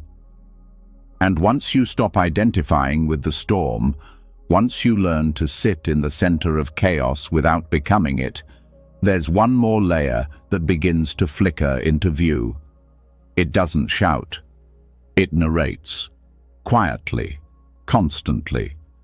It assigns meaning. It labels every experience. It draws conclusions about who you are, what you deserve, how your story ends. It sounds like truth, but it's just a voice, the voice of the inner narrator. And if the storm is weather, this voice is the scriptwriter, the one who spins every cloud into a story. And now, it's time to take the script out of its hands. That's where we go next. The inner narrator is familiar. It's the part of the mind that explains your life to you, moment by moment, like a commentary you never signed up for. It tells you why things happen. It judges what you're doing. It predicts how people see you. It writes your identity with every thought. You're not good enough. This always happens. You'll never change. You don't belong here. It feels automatic, but it's not. It's a habit, a mental reflex born from years of interpretation, protection, and control. Vipassana helps you see emotions as passing weather. But what about the voice behind the emotions? The one that says what the weather means about you? That voice is what keeps the pain alive. Not the experience itself, but the commentary attached to it, the story. You're not just feeling anxiety, you're being told a story about what that anxiety says about your value. You're not just feeling sadness, you're being narrated into a character who is broken, helpless, or weak. The suffering doesn't come from the feeling alone. It comes from believing the story wrapped around it. And this is where Buddhist mindfulness offers a powerful tool: noting. Noting is the practice of labeling thoughts and mental movements in the most neutral way possible. Instead of merging with the story, you name it. Planning, judging, worrying, remembering. You don't explain it. You don't argue with it. You don't fix it. You just label it and let it pass. This practice does something subtle but life-changing. It breaks the trance. It creates a tiny wedge between awareness and narrative. Instead of being inside the thought, you're observing it. Instead of acting from the script, you're seeing the script as it is, just words. Not truth, not destiny, not identity, just words rising and falling in a space of silence. And in that silence, something softer emerges. A peace that doesn't need the story to end. A freedom that doesn't depend on a happy ending. Because once you stop editing the script, you realize it was never the story that needed changing. It was your relationship to it. You've spent years trying to revise the inner narrator, trying to correct its tone, reframe its conclusions, replace negative self-talk with affirmations. But even that can become a trap. Because if you're still writing a new script, you're still in the story. You're still identifying with a version of yourself that only exists in thought. True peace comes when you stop being the character and remember you're the screen the movie is playing on. You don't need to silence the narrator, you just need to stop obeying it. When the mind says, "You're failing," you note, "Judging." When it says, "No one respects me," you note, "Story." When it says, "This shouldn't be happening," you note, "Resistance." That's it. No debate, no explanation, just awareness. And what happens next is not always immediate. The narrator doesn't vanish in a single sitting. It will return. It will adapt. It will try to sound more spiritual, more reasonable. It might even start narrating your meditation. You're doing this right. This is how peace feels. That too is story. Note it. Let it pass. The goal is not to kill the voice. The goal is to see it, and in seeing it, to stop being controlled by it. There's an ancient teaching that says, "Thoughts are visitors. Let them come and go. Just don't serve them tea." But most of us not only serve tea, we hand over the keys, rearrange the furniture, and let them move in. Noting ends that habit, not with aggression, but with clarity. You let them knock, you nod politely, and you let them walk away. This practice is gentle, but it's not passive. It takes effort to notice without reacting. It takes discipline to name the thought without becoming the thought. And some stories will pull harder than others. The story of being unlovable, the story of being too late, the story of being too much. These scripts are sticky because they're old. They were written when you were too young to question them. But now you can. Not with new affirmations, not with intellectual arguments, but with silence, with stillness, with a clear, unflinching gaze that says, "This is not me. This is just a thought, and I do not have to follow it." As you continue this practice, you'll start to feel a gap widen inside. Not a gap of emptiness, but a gap of freedom. The space between thought and self, between script and awareness. And in that space, there is nothing to prove, nothing to perform, no identity to maintain, just presence. You'll stop needing the story to validate you. You'll stop needing the narrator to praise you. You'll stop fearing its criticism, because none of it sticks unless you believe it.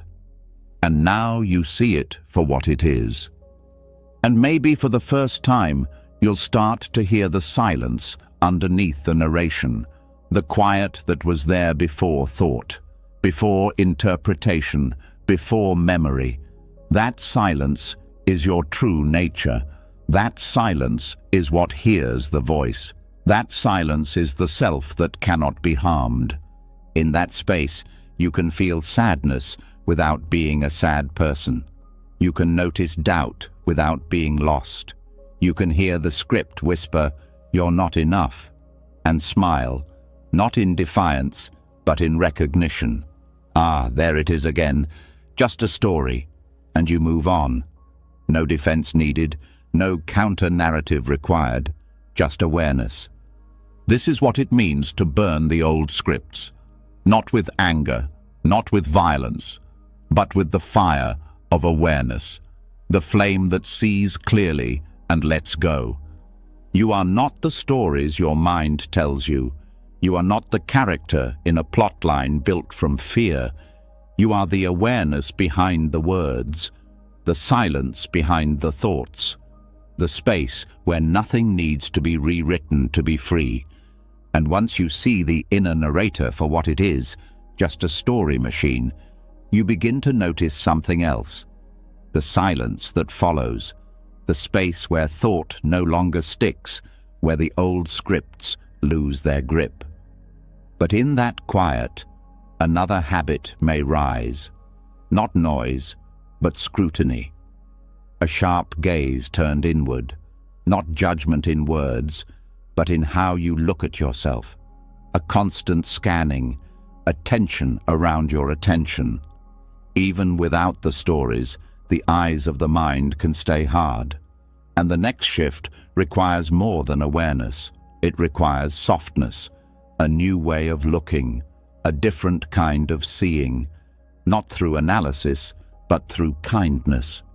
That's where we go now. Most people associate loving kindness with other people. You think of metta as wishing peace for someone far away, someone suffering, someone struggling. But the real challenge and the real transformation comes when you turn that gaze inward, when you direct that same warmth toward yourself. Not just your outer identity, but your thoughts, your tendencies, your flaws, the parts you still hesitate to claim. Because even after you stop believing your thoughts, you might still be watching them with tightness. You might still be observing your habits with an edge. You notice your fear and immediately brace. You witness a craving and instantly recoil. You recognize a reactive moment and think, there it is again, not with curiosity, but with disappointment. This is where soft attention becomes necessary. Loving kindness meditation, or metta bhavana, isn't about forcing affection. It's about learning to hold your experience with a heart that doesn't clench. It's not sentimentality. It's not fantasy. It's a practice of attention, a deliberate choice to look with warmth, even when what you're seeing is uncomfortable. You begin by offering goodwill, simple phrases. May I be well. May I be safe. May I be at peace. Not because you feel it, but because you're learning how to offer it. At first, it feels mechanical, but over time, something begins to shift. The words are no longer distant. They start to soften the way you hold yourself. And that softening isn't weakness, it's medicine. Because harsh awareness is just another form of defense, a way of trying to stay in control, a way of making sure you catch your mistakes before someone else does. But that kind of awareness doesn't heal, it only tightens the wound. When you bring metta to your awareness, you stop approaching your inner world like a judge. You stop treating each thought like a test. You stop holding your breath every time an old emotion resurfaces. You breathe into the moment and say, "You're allowed to be here," even to the craving, even to the impatience, even to the tightness in your chest. Gentle attention does not mean passive. It means patient, present, willing to be with what is, without rushing to fix or name or escape it. It means seeing your fear and thinking, "Of course you're here. I've carried you for a long time." It means noticing your defensiveness and offering understanding instead of scolding. "I see you. You're trying to protect something." This shift from sharp awareness to soft awareness changes everything. It changes how the nervous system responds. It changes how long emotions linger. It changes the way you walk through each day. Because when you stop approaching yourself like a project and start approaching yourself like someone worthy of kindness, the healing starts to happen without effort. Metta also reveals how many layers of self-rejection you've been carrying. All the times you criticized yourself for being too much, too sensitive, too tired. All the moments you blamed yourself for not being farther along. When you begin offering kindness instead of critique, those layers start to dissolve, slowly, gently, without force. And this kindness isn't just mental. It becomes embodied. You start to rest more fully. You breathe more deeply. You pause more often. You notice how you speak to yourself in the small moments, the missed text, the forgotten item, the awkward silence. And instead of attacking yourself, you place a hand on your heart and whisper, "Still learning, still worthy." Soft eyes don't deny what's happening. They don't sugarcoat your patterns. They simply refuse to turn experience into punishment. They choose to stay, to see, and to love anyway. Even when it's messy, even when it's uncomfortable. This is what Buddhist compassion means in practice. It's not just an ideal. It's the way you treat your thoughts when they rise. It's the tone you use with yourself after a mistake. It's the silence you offer instead of judgment. The pause before you shame yourself. The breath before you collapse into guilt. And yes, this takes practice, especially if you've spent years equating growth with critique. If your path has been paved with high standards and tight discipline, metta can feel unfamiliar. But with repetition, it becomes natural. You start to default to tenderness instead of tension. You begin each morning not with a checklist of how to improve, but with a gentle wish. May I move through this day with care. You end each night not by replaying mistakes, but by whispering, "You did your best today. Rest now." This soft gaze becomes your foundation, and from it, real change arises. Not because you forced it, but because you created the conditions where growth could happen safely, where your nervous system didn't have to brace, where your heart didn't have to defend, where your soul could simply unfold. So if you find yourself slipping back into harshness, pause. If you notice the inner critic sharpening its tone, pause. If you feel your awareness turning into surveillance, pause. Breathe.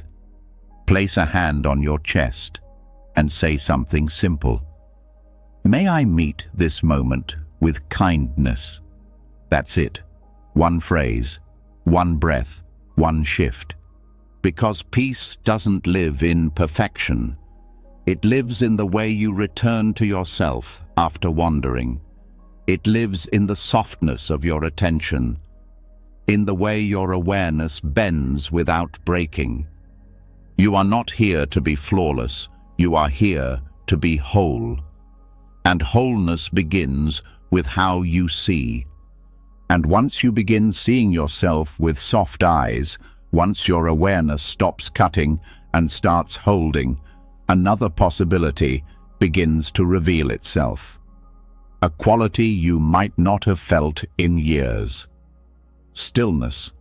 Not the stillness of forced silence or mental effort, but the kind that comes when the fight leaves your body. When your inner gaze no longer stirs every moment into meaning. But as soon as that stillness starts to rise, the mind returns, asking, "What's next?" Grasping, stirring, picking at the piece before it can settle. This is where clarity slips away, not because it's absent, but because it's buried beneath a surface that won't stay calm. Now, it's time to stop stirring and simply let the water sit. That's where we begin next.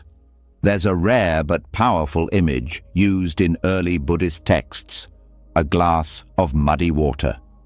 The more you shake it, the more clouded it becomes. But if you set it down, if you simply stop moving, the mud settles on its own, slowly, naturally, without force, and the water becomes clear, not because you cleaned it, but because you stopped disturbing it. This metaphor isn't just poetic, it's precise. The mind is like that glass. Thoughts, emotions, judgments, they're the sediment. And the more you try to fix, analyze, rearrange, or suppress your experience, the more you keep the mud moving. Even self-awareness, when laced with urgency, can become agitation. But the moment you stop interfering, clarity begins to rise.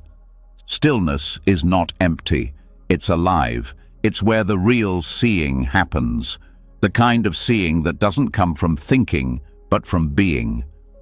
When the mind stops grasping, the truth beneath your confusion begins to appear on its own. Not because you forced it into place, but because you finally created space for it to emerge. This isn't passive. It's not resignation. It's precision through non-reactivity. And it's one of the hardest things to practice, because everything in modern life encourages the opposite.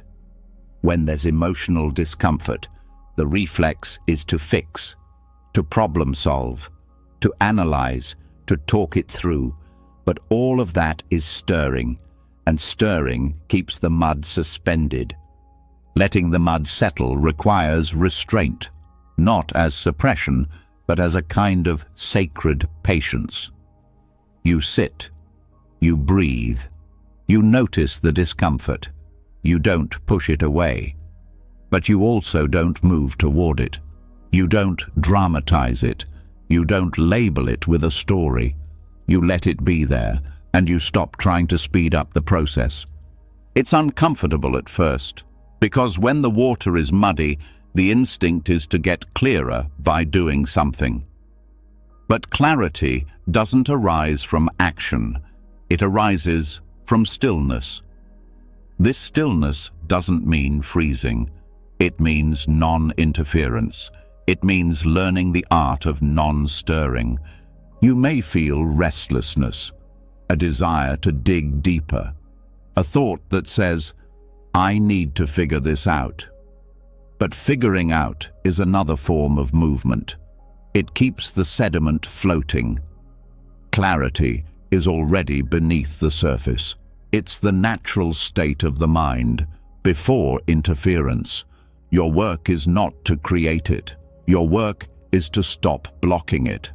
This practice of letting the mud settle teaches trust, not in the mind, but in the nature of awareness itself. In the same way that a wound knows how to heal if left undisturbed, the heart knows how to find balance if you don't keep reopening it. The mind knows how to clear if you stop demanding clarity from it. And this is where peace becomes available, not as a reward, but as a return. A return to the quiet that was always underneath. You realize that the water didn't need fixing. It needed stillness. The mud was never a mistake. It just needed time. In meditation, you can feel this directly. You sit with your discomfort, with your restlessness, with the chaos in your chest. You want to shift, to fidget, to solve, but you don't. You stay, you breathe, you do nothing on purpose. And something begins to change, not quickly, not dramatically, but steadily. The thoughts slow, the breath deepens, the sensations settle, and beneath it all, something opens. This clarity isn't conceptual. It doesn't arrive in sentences. It arrives in space. It shows up as the absence of confusion, the absence of noise. Not because you silenced anything, but because everything ran out of momentum. That's the power of non-reactivity. It doesn't force change. It allows truth to reveal itself. And what's revealed might not be what you expected. It might be a quiet grief, a tender memory, a deeper understanding that doesn't need to be put into words. Or it might be nothing at all, just stillness, just presence. And even that, especially that, is clarity. Letting the mud settle also trains humility. Because the ego wants answers fast. It wants emotional puzzles solved in one sitting. But healing doesn't obey urgency. Truth doesn't rise on command. And the deepest insights often arrive long after the question has been dropped. The mind may say, "You should be doing something," but the still water knows otherwise. It says, "Stay here." Not because staying is productive, but because staying is honest. You're not rushing toward a better version of yourself. You're standing still long enough to see that the self never needed to be chased in the first place. This kind of clarity changes your life, not by what it adds, but by what it reveals in the absence of noise. You start to see relationships more clearly, patterns more clearly, desires more clearly. You stop needing certainty and start trusting presence. You stop needing closure and start finding peace in openness. And maybe the most surprising thing is that clarity doesn't feel like control. It feels like spaciousness, like nothing is wrong, like you can breathe again, not because every question was answered, but because the questions stopped tightening your chest. This is how the muddy water heals, by being still, by being patient, by being allowed to be unclear for as long as it needs. And in that permission, clarity is no longer a goal. It's a natural result, a byproduct of letting go. So the next time you feel clouded, try this. Don't fix, don't solve, don't stir.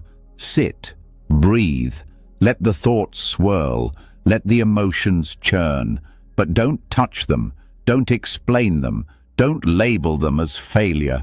Just hold the glass still, let the mud settle. And what rises next will not be forced clarity, it will be your own stillness remembered. And once the mud begins to settle, once you've tasted that rare clarity that only stillness brings, a new challenge quietly rises. The mind notices the peace and immediately wants to replicate it, chase it, own it. turn it into a personal milestone, a success, a proof that you've finally made it. But in doing so, something tightens again. The stillness gets stirred not by pain, but by ambition, not by fear, but by effort. You start trying to earn what already belonged to you, and without realizing it, the inner calm becomes another role to perform, another standard to reach, another mask to wear. This is the trap of spiritual performance, and it's time to end the audition. That's where we go next. There's a subtle pressure that creeps into the practice of self-awareness.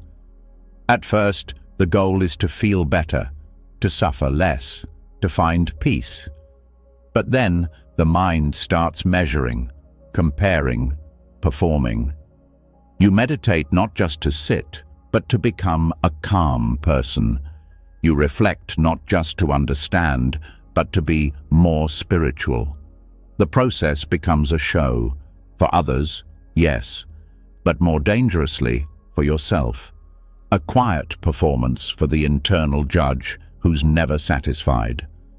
This happens because the ego is clever. When it can no longer feed on material achievements, it shifts. It starts feeding on inner ones. It uses the language of awakening, presence, and peace.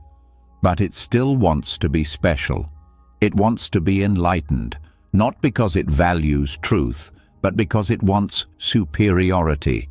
It doesn't care if you're free. It cares if you look like someone who is.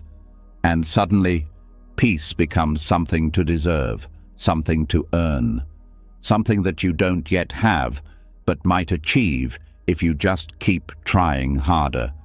You chase stillness like a promotion. You treat meditation like a test. You wear your progress like a resume. But inner peace cannot be performed. It cannot be performed for others, and it cannot be performed for yourself. It is not something you reach by perfect posture or the right playlist or the cleanest routine. It is not waiting for you at the end of your next insight. It arrives when you stop trying to appear peaceful and simply let yourself be as you are. Buddhism reminds us that striving, even for good things, is still grasping.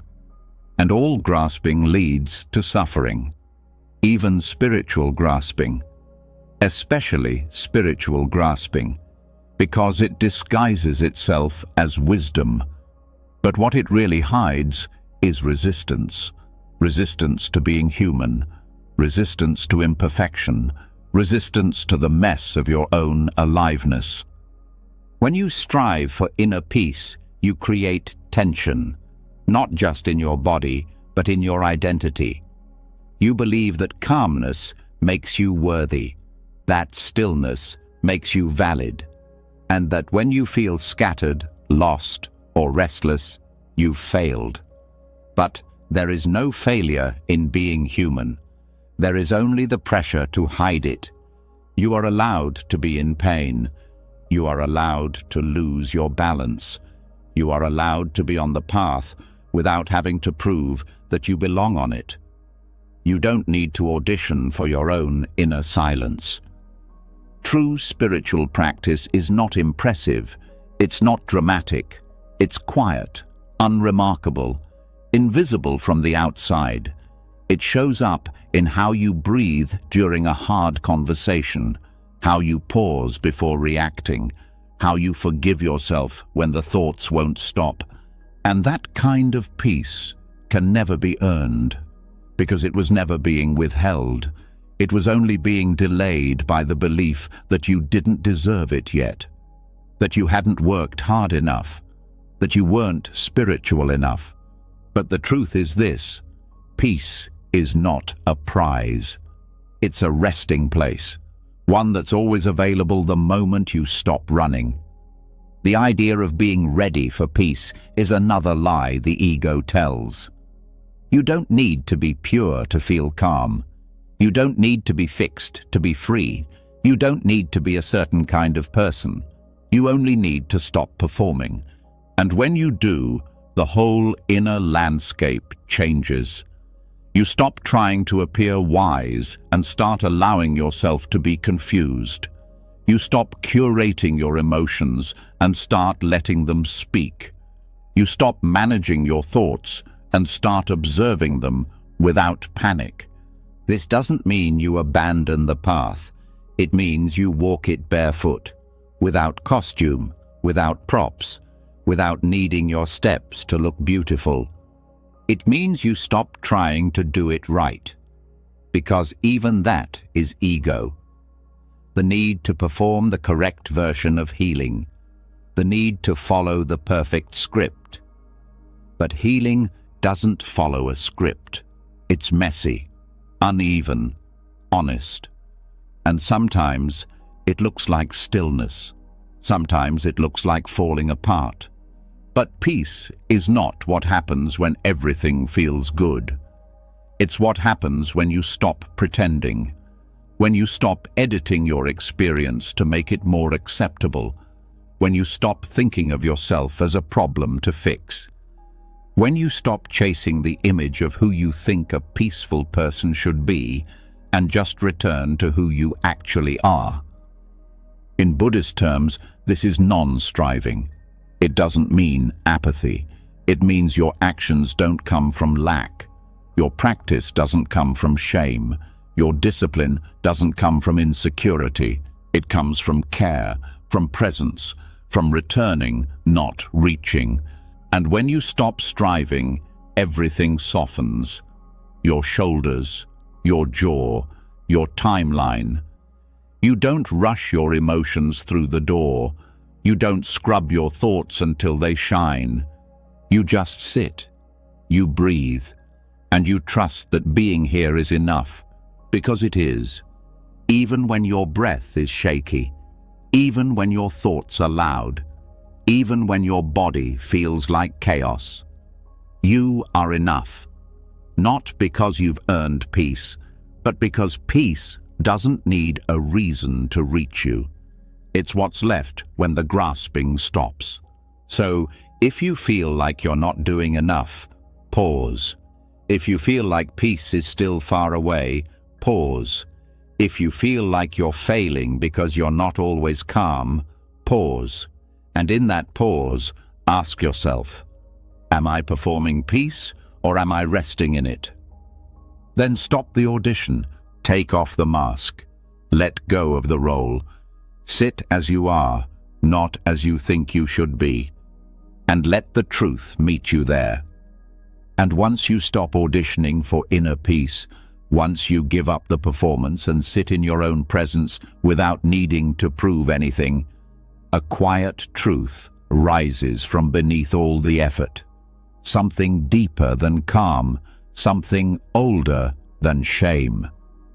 The realization that you're still holding on, not just to expectations or emotions, but to identities, versions of yourself that were built to survive, to be liked, to belong. Versions that served a purpose once, but now only keep you small, and now that you're no longer performing, it's time to let them die. That's where we go next. There are identities we wear without even knowing it. Roles stitched together from memories, fears, praise, and pain. They form early: the good child, the achiever, the strong one, the peacemaker, the rebel, the overthinker, the caretaker. These roles once protected us. They helped us function. They made us feel safe or seen. But over time, they become prisons. You forget that you put the costume on and start to believe that the costume is you. But Buddhist practice teaches that the self, this thing you call me, is not solid. It's not permanent. It's not even necessary. It's a collection of patterns, movements, attachments. Ego is not just arrogance or vanity. It's every part of you that believes it must hold a shape to survive. And because these shapes were useful once, the thought of letting them go feels like death. But that death is sacred, because when an old identity dies, freedom takes its place. The graveyard of the self is not a loss. It's a garden. Each identity you lay down becomes compost. It fertilizes the ground of awareness. It allows something softer to grow. Ego death is not violent. It's not dramatic. It's not about rejecting yourself. It's about releasing the version of you that no longer serves. It's the soft shedding of a layer that's become too tight. A quiet burial of a name that no longer fits. And this letting go isn't mental. It's felt in the body. It's the weight that lifts when you stop pretending to be strong. The exhale that comes when you stop trying to be the smartest person in the room. The tears that fall when you realize you no longer need to be the one who always keeps it together. In meditation, ego death can be practiced gently. You sit, you breathe, and you allow yourself to ask, who am I when I stop clinging to roles? Who am I when I stop needing to be seen a certain way?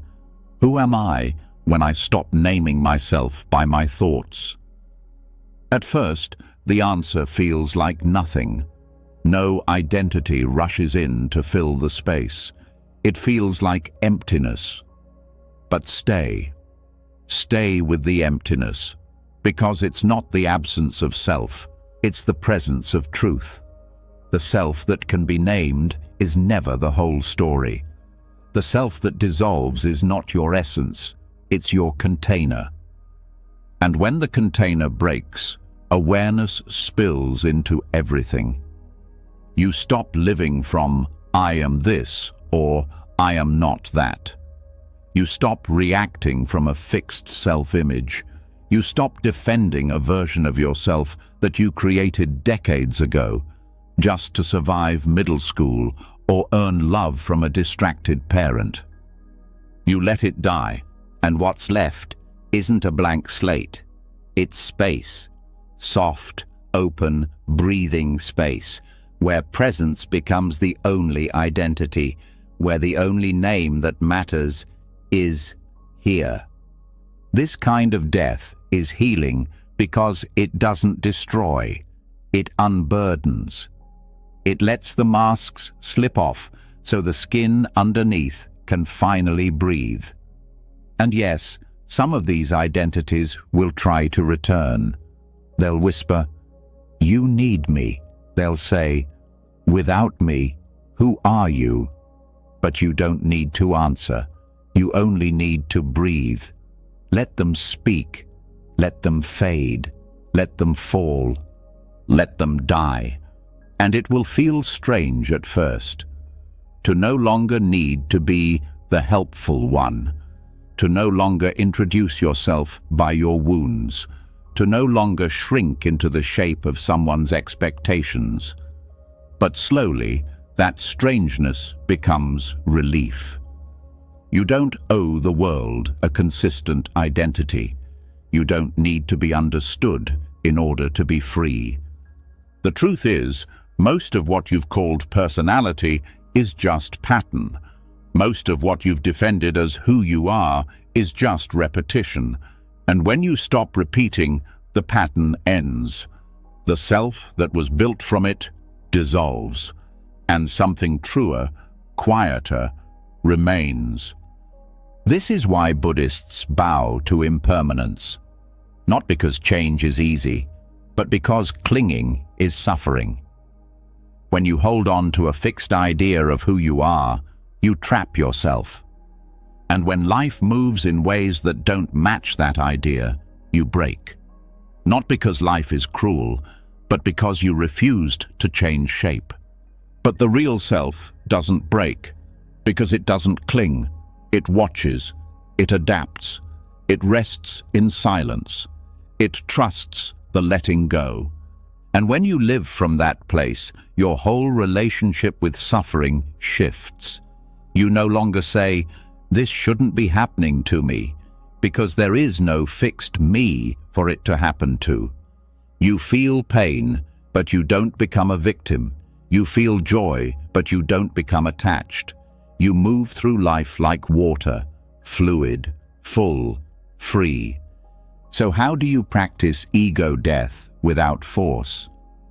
You start by noticing where you resist change, where you keep rehearsing old roles, where you flinch at the idea of being seen differently. Then you soften. You don't attack the identity. You thank it. You say, "You kept me safe once, but I don't need you now," and you let it fall. You don't need to replace it. You don't need to build a better version. You just sit in the space that opens and trust that presence is enough. And in that space, you might find a kind of peace you've never known. A peace that doesn't depend on who you are. A peace that welcomes every feeling, every silence, every breath, without needing to name it. Because the self that needed a name is gone. You're not unfinished. You're unfolding. You're not unworthy. You're undefined. You're not lost. You're just no longer clinging to a map drawn by someone who never really knew you. Let it die. Let the old self return to the earth. Let the performance fall into stillness. Let the mask dissolve in silence.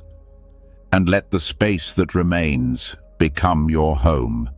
And once the old identities fall, once the roles collapse and the storylines go quiet, you're left in a strange and unfamiliar place. Not lost, not broken, but wide open. And in that openness, the mind does what it always does when things get still. It starts asking questions. Why am I here? What's the point of this? What am I supposed to do now that I'm not who I used to be? It reaches for purpose, like a hand reaching for a wall in the dark. And here's the twist. Maybe there is no wall. Maybe there is no final answer. And maybe that's not a problem. Maybe that's peace. That's where we go now. There is a deep and quiet suffering that hides beneath the search for meaning. It doesn't scream, it hums, a constant tension behind the eyes, a pressure in the chest that says, "Make this count. Prove your worth. Find your purpose. Make it make sense."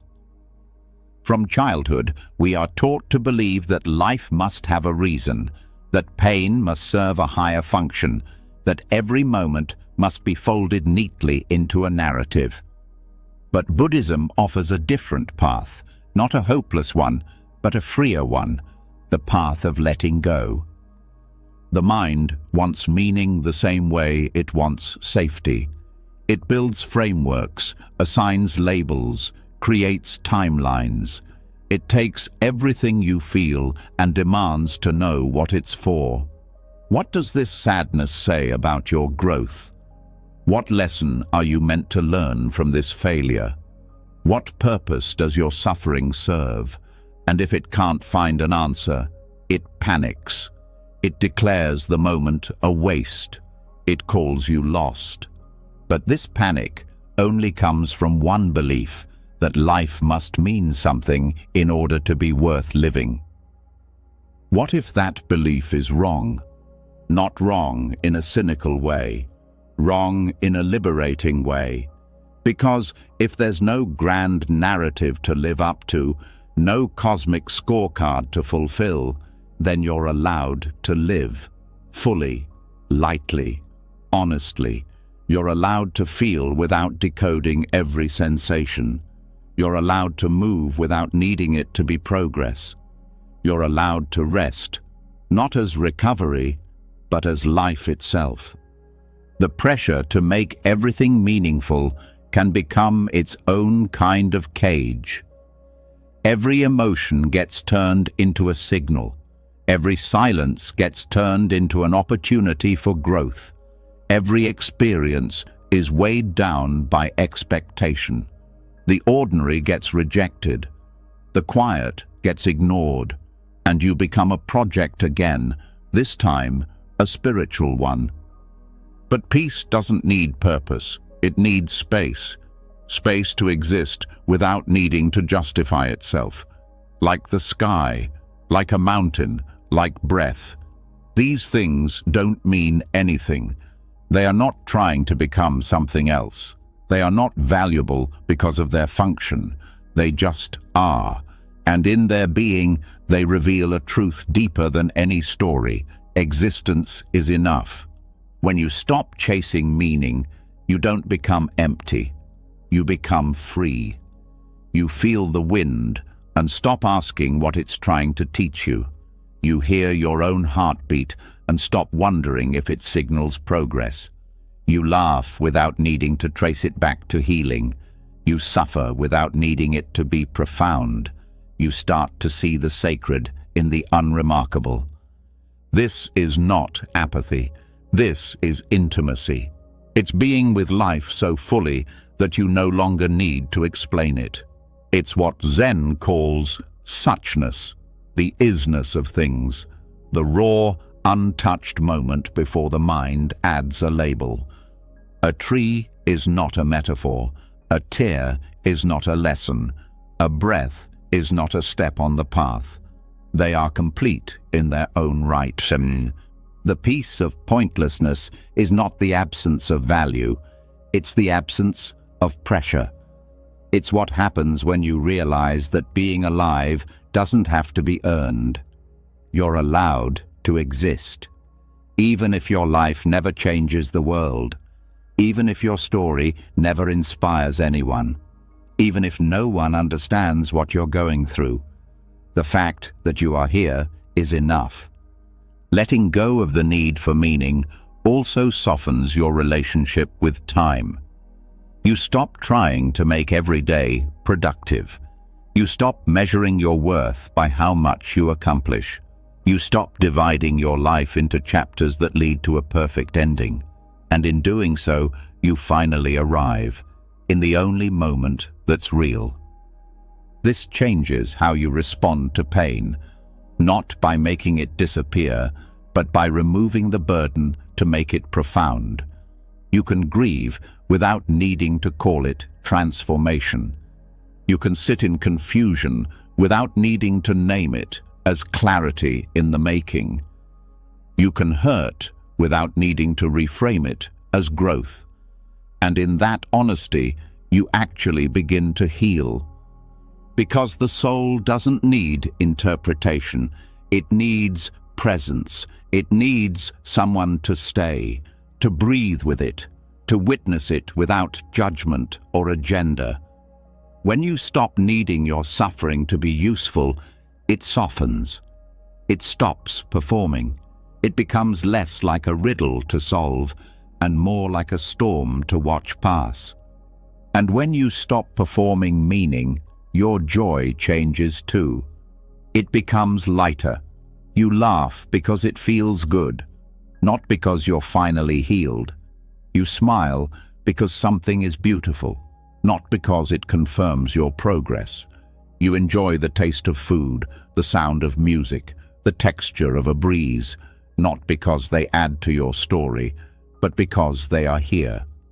This is the liberation that comes when you release the pressure to matter. You become gentler, not because you've figured life out, but because you've stopped needing to. You start letting people be as they are.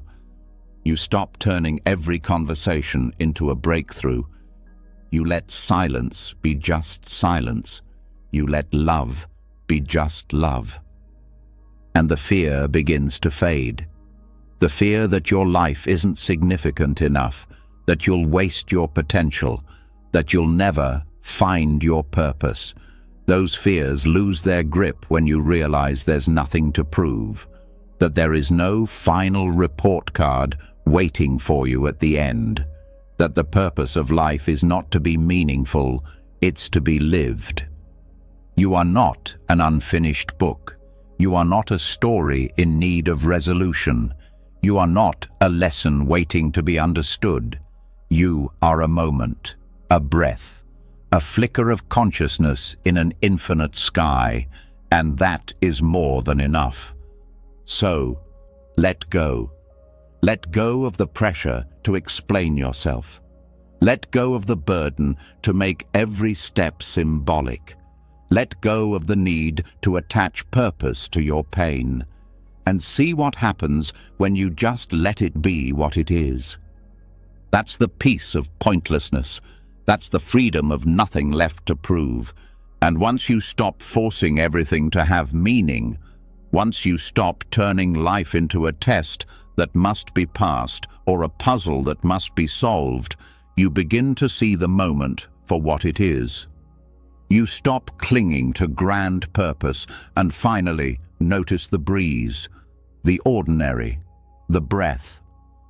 But even then, something subtle can pull you back. A feeling, a mood, a fog that rolls in without warning. And suddenly, it seems like you've lost your peace again.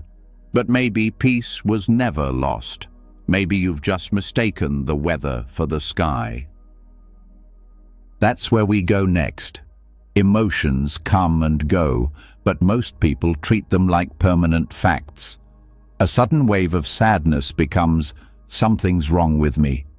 A flash of anger becomes, I'm failing again. A stretch of emptiness becomes, I've lost myself. We don't just feel feelings, we build identities out of them. And once we do, we carry their weight as if they define who we are. But Buddhism teaches something softer, something more honest. That moods are not you. They're just weather passing through the landscape of your awareness. This doesn't mean your emotions aren't real. It means they're not fixed, not final, not evidence of a broken self. The storm doesn't damage the sky. It moves through it, leaves no scar. And in the same way, sadness doesn't ruin your spirit. Fear doesn't stain your worth. Anger doesn't erase your clarity. They visit, they move, they leave. This perspective changes everything, because when you treat emotion as weather, you stop resisting it. You stop panicking when it changes. You stop turning a bad morning into a bad identity.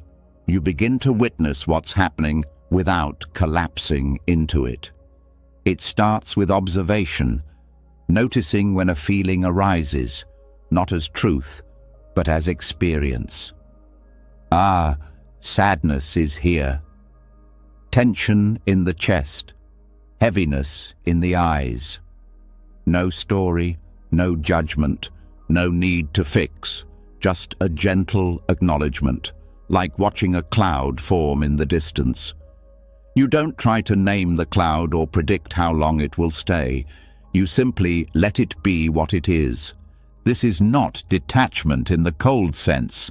It's intimacy without fusion. You're not ignoring the feeling. You're holding it without becoming it. You let it rise, move, and pass. And if it lingers longer than expected, you breathe with it. You make space for it instead of trying to squeeze it out. The mind often wants quick resolution. It wants to assign the emotion a cause, a meaning, a solution. But most moods don't need solving. They need seeing. They need room to exist without pressure. When you create that room, emotions soften on their own. The heat cools. The fog lifts. Not because you forced it, but because you stopped feeding it with panic. Treating emotion as weather also builds trust. You begin to see that no feeling lasts forever. Even the sharpest anxiety eventually fades. Even the deepest loneliness eventually shifts. There's a rhythm to the inner world, just like nature, and the more you observe that rhythm, the less you fear it. You know that when the rain comes, the sun is not gone, it's just behind the clouds. The same is true of peace. The same is true of you. This shift also helps you avoid self-rejection, because when you believe your emotions define you, you start to judge yourself by your weather. A calm week makes you feel wise. An anxious day makes you feel broken. But this is illusion. The weather is not the climate, and the climate is not the earth. You are not your temporary storms. You are the awareness that holds them. This awareness becomes your shelter. When the wind picks up and the mood darkens, you go inward, not to escape, but to anchor. You breathe. You watch. You remember that nothing you're feeling is proof of failure. It's proof that you're alive, and some weather is harder to sit with. Shame, for instance, feels like it will never end. But it does. It always does. It's just a thick fog. It doesn't speak truth. It speaks memory. You don't need to argue with it. Just don't give it your name. Don't say, "I am ashamed." Say, "Shame is here," and that small change saves you. This also frees your relationships.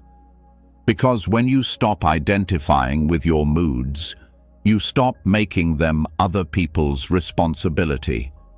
You feel low, but you don't blame. You feel reactive, but you don't lash out. You begin to say, "I'm feeling this, and I know it's passing." That kind of clarity is a gift to yourself and to everyone you meet. Emotions also stop being so dramatic. You stop being surprised by your own humanity. You stop labeling every shift as a spiritual crisis. You expect the rain. You carry your awareness like an umbrella. You know that discomfort doesn't need to be removed. It needs to be respected. And when joy arrives, you hold it lightly too. Not because you don't trust it, but because you know it's part of the cycle. Joy is not proof that you've arrived. It's just another breeze, a welcome one, but not the final one. The truth is, peace doesn't come from mastering your mood. It comes from not making your mood mean anything about your worth. Peace lives in the space between the clouds, the part of you that sees without clinging, without resisting, the part that can stand in the rain and not call it punishment, that can sit in stillness and not call it progress, that can feel deeply without turning feeling into identity. This is emotional maturity, not emotional control, but emotional freedom. The freedom to feel without fear, the freedom to stay soft even when the sky darkens, the freedom to wait without needing to predict what comes next. So next time something rises, pause, name it gently. This is sadness. This is tightness. This is fear. Then breathe. Don't follow it. Don't fight it. Let it pass like a cloud. Let it wash over you like rain. Let it swirl like wind. And let yourself remain unchanged, untouched, present. Because you are not your sadness. You are not your joy. You are not your clarity or your confusion. You are the sky, and nothing ruins the sky. And once you learn to see emotions as weather, once you stop giving your moods the power to name you, you begin to notice something even quieter. Beneath the shifting sky, beneath the emotional clouds and mental storms, there's stillness. Not silence that demands emptiness, but presence without noise. And in that stillness, something waits for you. Not a better version, not a healed version, just the raw, simple reality of what you are right now. Not to be judged, not to be improved, just seen. But the mind doesn't like this kind of seeing. It wants to comment, label, adjust, fix. And now it's time to step into a new kind of mirror, one that doesn't talk back. That's where we go next. There is a moment in deep awareness when you realize just how much of your suffering doesn't come from what you experience, but from the commentary that follows it. You feel an ache, and the mind whispers, "That shouldn't be there." You notice tiredness, and it says, "You're being lazy." You pause to rest, and it replies, "You're falling behind." The sensation itself is simple. The thoughts around it make it loud. Most people never sit with raw experience. They sit with filtered experience, interpreted, narrated, distorted. The mirror they use is never still. It's cracked by opinions, fogged by expectation. It doesn't reflect, it reacts. And the self that gazes into it becomes confused, exhausted, and distorted in return. But there is another mirror, one that reflects without judgment, one that holds without opinion, one that sees but doesn't explain. This is awareness in its purest form. The kind of presence taught in Buddhist practice, not as a tool to change yourself, but as a way to stop interfering with what already is. Sitting with what is means dropping the need to constantly name every moment. It means looking at the self like a lake looks at the moon, quietly, clearly, without needing to grab or own what it sees. You feel sadness, not to label it, not to fix it, but to notice it like a breeze. You feel joy, not to claim it, not to attach to it, but to watch it pass like light on the wall. This kind of seeing is rare, because we've been taught that awareness must be active, that to pay attention is to analyze, that to look is to judge. But this is not awareness, it's performance. And the result is a life filled with subtle war, always measuring, always trying to be more present, more peaceful, more perfect. Still, awareness stops the war. It watches the mind spin and says nothing. It hears the old inner voice, "You should be better than this," and lets it fade like a radio losing signal. It sees the body hold tension and chooses not to call it failure. It meets the self not with instruction, but with breath, just breath. This isn't about removing thought. It's about no longer being owned by it. A thought arises, you're falling behind, and instead of engaging, you let it pass, like smoke. You don't resist it, but you also don't follow it. You look into the mirror and say nothing. You don't ask for answers. You don't demand meaning. You sit with the discomfort of being seen as you are. And in that seeing, something unexpected happens. You soften, not because you've been convinced you're worthy, but because no one is arguing anymore. The moment doesn't need to be worthy. The self doesn't need to be impressive. The breath doesn't need to be deep. Everything is allowed. Everything is met with space. Still, awareness doesn't fix. It doesn't guide. It doesn't offer advice. It just stays, like a mountain beside a storm, like a candle in a silent room.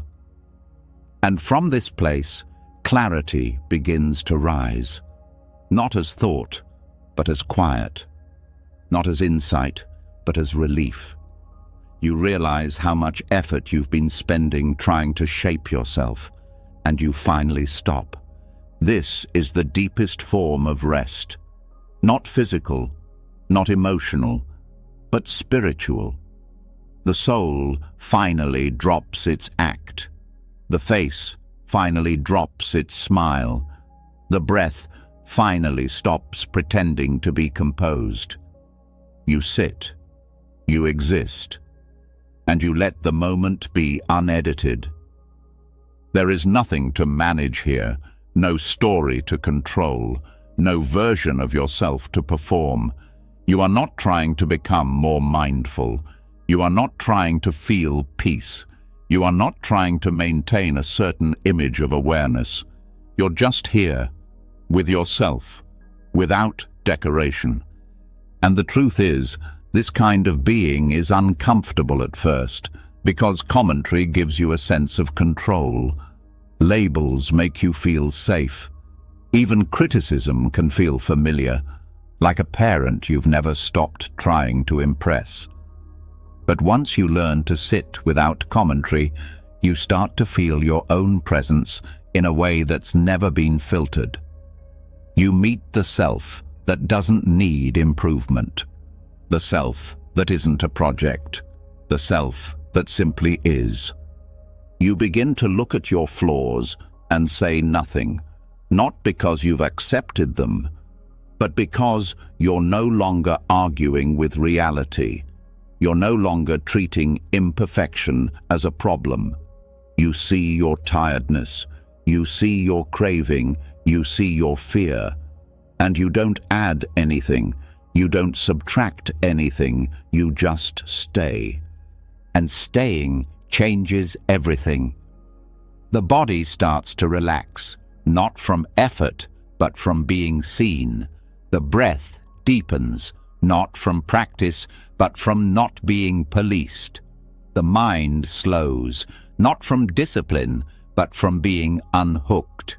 And the self, the real self, starts to shine through, quietly, without force, without drama, like light under a door. This is not a destination. It's not something to reach. It's something to remember. The still mirror is already here. You've just been standing in front of a louder one. So, how do you practice this? You sit, you breathe, you watch, and when the commentary arises, as it will, you notice it like a leaf in water. You don't grab it, you don't shame it. You let it float by, and you return to the mirror that doesn't talk back. You look at your face without deciding anything about it. You look at your past without writing a story about what it means. You feel your current moment without comparing it to who you think you should be. And in that space, love grows. Not love based on merit, but love based on presence. A kind of warmth that doesn't ask you to change. A kind of attention that doesn't punish you for being human. This is the mirror that heals, not because it fixes you, but because it finally shows you what's always been true. You were never the noise. You were the one watching. And once you finally sit in front of the mirror that doesn't talk back, once you begin to see yourself without adjusting, without fixing, without judging, what's left is something surprisingly difficult to face. Nothing to do, no one to become. And for a mind raised on goals, raised on proving, raised on personal development as survival, that emptiness doesn't feel like peace at first. It feels like loss, because for so long, the idea of becoming someone better has been the reason to keep going. But Buddhism offers a deeper permission, one the world rarely gives, the permission to stop. Not stop growing, but stop chasing. To rest, not just from effort, but from becoming itself. That's where we go next. In Buddhist thought, there is a specific word for the desire to become, bhava-tanha. It is one of the 3 root cravings that fuel suffering, and unlike the craving for pleasure or the craving to avoid pain, bhava tanha hides in plain sight. Because it doesn't look like suffering, it looks like ambition, it looks like healing, it looks like self-improvement. But underneath it all is a quiet belief. Who I am is not enough. Not yet. And peace must be earned later, when I finally become the person I'm supposed to be. This belief turns life into a treadmill. Every insight, every effort, every transformation becomes just another step toward a moving finish line. You meditate not to be present, but to become someone more mindful. You rest not to nourish, but to become someone more productive tomorrow. Even healing gets co-opted. You don't grieve to release, you grieve to become someone stronger. Everything gets pulled into the future self project. And the now, the only moment that exists, is missed again. But what if you could step off the treadmill? Not because you've arrived, but because there's nowhere to arrive to. Because the whole idea that you need to become someone else is the root of your tension. Because the part of you that's always striving is the same part that never feels whole. Dropping the future self project doesn't mean giving up. It means waking up. It means seeing that every time you postpone peace for a later version of yourself, you teach your nervous system that now is never enough. And the longer you delay peace, the more it becomes a fantasy, a story, something just beyond the next goal, the next retreat, the next milestone. This is not a rejection of growth. It's a return to presence. You can still learn, still evolve, still change, but without the desperation, without the subtle violence of not yet. You stop trying to sculpt yourself into someone acceptable, and you start sitting with the you that's already here. Because the obsession with becoming is a trap that never ends. Today, you want to be calmer. Tomorrow, you want to be more disciplined, then wiser, then more loving, then more whole. But underneath all of it is the same belief. I can't rest yet. I haven't earned it. But peace is not earned. Peace is remembered. Bhava Tanha says you need to keep going until you deserve to relax. But the Dharma says your worth is already untouched, that the one watching all your becoming has never needed anything added, that the awareness behind your effort is already whole. This shift, dropping the craving to become, changes everything. You wake up in the morning and stop asking, "How can I improve today?" Instead, you ask, "Can I meet myself where I am?" You stop measuring each moment by its utility. You let breath be breath. You let sadness be sadness. You let joy rise and fall without turning it into a sign of progress. The idea of your ideal self fades. Not because you've given up on your values, but because you've stopped using the future as a weapon against the present. You stop fantasizing about a version of you who never doubts, never fears, never forgets. And in that absence of fantasy, you find something real. You find yourself, not the improved version, not the wiser version, just the one who's been carrying all the striving, the one beneath the effort, the one who's always been here. And that self doesn't need fixing. It needs rest, not the kind of rest that waits until the weekend or the vacation, but the kind that says, you are allowed to stop now. The kind of rest that doesn't demand justification, that doesn't measure your productivity, that doesn't ask what comes next. This is radical in a world that praises forward motion, that defines you by your goals, that says the best version of you is always later. But the Dharma is not interested in praise. It's interested in freedom. And real freedom begins when you no longer need your future to validate your now. When you drop the craving to become, even spiritual practice becomes lighter. You meditate not to transform, but to sit. You walk not to achieve mindfulness, but to feel your feet. You breathe not to get somewhere, but because breath is here. This is the heart of non-striving, not giving up on peace, but allowing it to arise naturally when you stop chasing it. And when it does, it's not the peace of achievement. It's the peace of presence. The peace that says, nothing more is required, not in this breath, not in this body, not in this life. And maybe that's the hardest thing to accept. That you don't need to become someone else to be free. That the very chase is what keeps the door locked. That surrender is not a last resort. It's the way through. You can still make choices, still follow your values, still show up with care. But you do it from rest, not restlessness. You do it from fullness, not hunger. You do it from the quiet, knowing that who you are is not a mistake waiting to be corrected. It's a presence waiting to be met. And if the mind tries to argue, tries to remind you of your unfinishedness, your flaws, your goals, you breathe. You say, thank you for trying to help.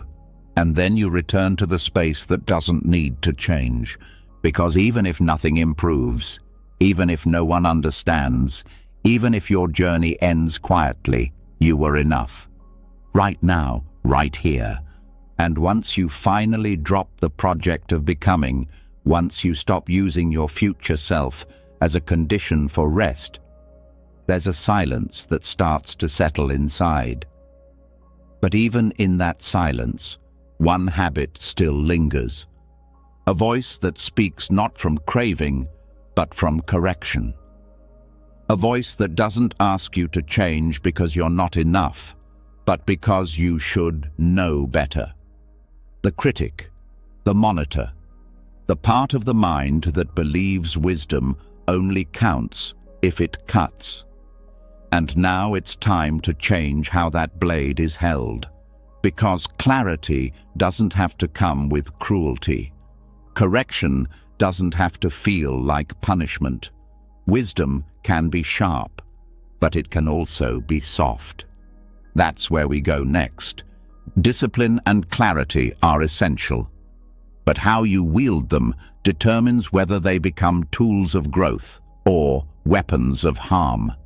Most people confuse discernment with self-judgment. They believe that to be wise is to be hard on yourself. To correct is to condemn. To notice error is to shame the part of you that wandered. But Buddhist teaching shows another way. A way where awareness slices through confusion, not with anger, but with precision and care. A way where the sword of wisdom is wrapped in silk. This soft sword begins with the understanding that inner correction does not need to be violent to be effective.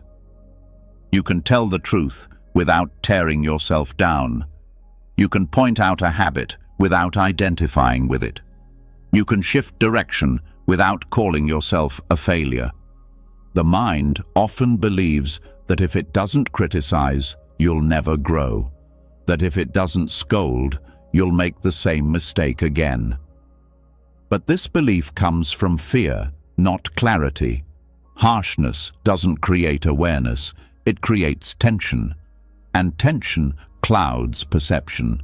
When you attack yourself, you contract. Your body tightens, your heart defends, and the lesson gets buried under shame. But when you speak to yourself with gentleness, the mind stays open. The nervous system remains stable, and the truth, however sharp, can be received. You become able to see clearly without shutting down, to respond without collapsing. Soft discernment sounds like this. I acted from fear today, not what's wrong with me. It sounds like this reaction came from old pain, not I'll never be better. It sounds like I can choose differently next time, not I always ruin things. The language shifts, and with it, the energy inside you shifts too. This does not mean you let everything slide. Softness is not passivity, it's precision. The soft sword cuts only what needs to be cut. It doesn't slash wildly through the soul. It doesn't punish for imperfection. It removes confusion. It trims delusion. It separates habit from identity. And it does all of this without breaking the spirit that holds it. In practice, this looks like pausing before reaction. Not to suppress emotion, but to meet it with curiosity. It means noticing a destructive thought and saying, "Ah, that old pattern." Not believing it, not indulging it, but also not attacking yourself for having it. It means giving your pain a name without giving it control. You do not become stronger by being harder. You become stronger by being clearer. And clarity is kind. Not soft in the way that avoids truth, but soft in the way that truth can be received without damage. The Buddha used the word prajna for wisdom, a sharp, penetrating insight. But it was always balanced by karuna, compassion. Wisdom sees, compassion holds. Together, they become the soft sword, discernment that does not destroy. Without this balance, your practice turns brittle. You catch your faults, but never feel free. You see your patterns, but never feel whole. You walk the path, but never feel worthy. Because every step is followed by a critic instead of a companion. But when you carry the soft sword, you become your own companion.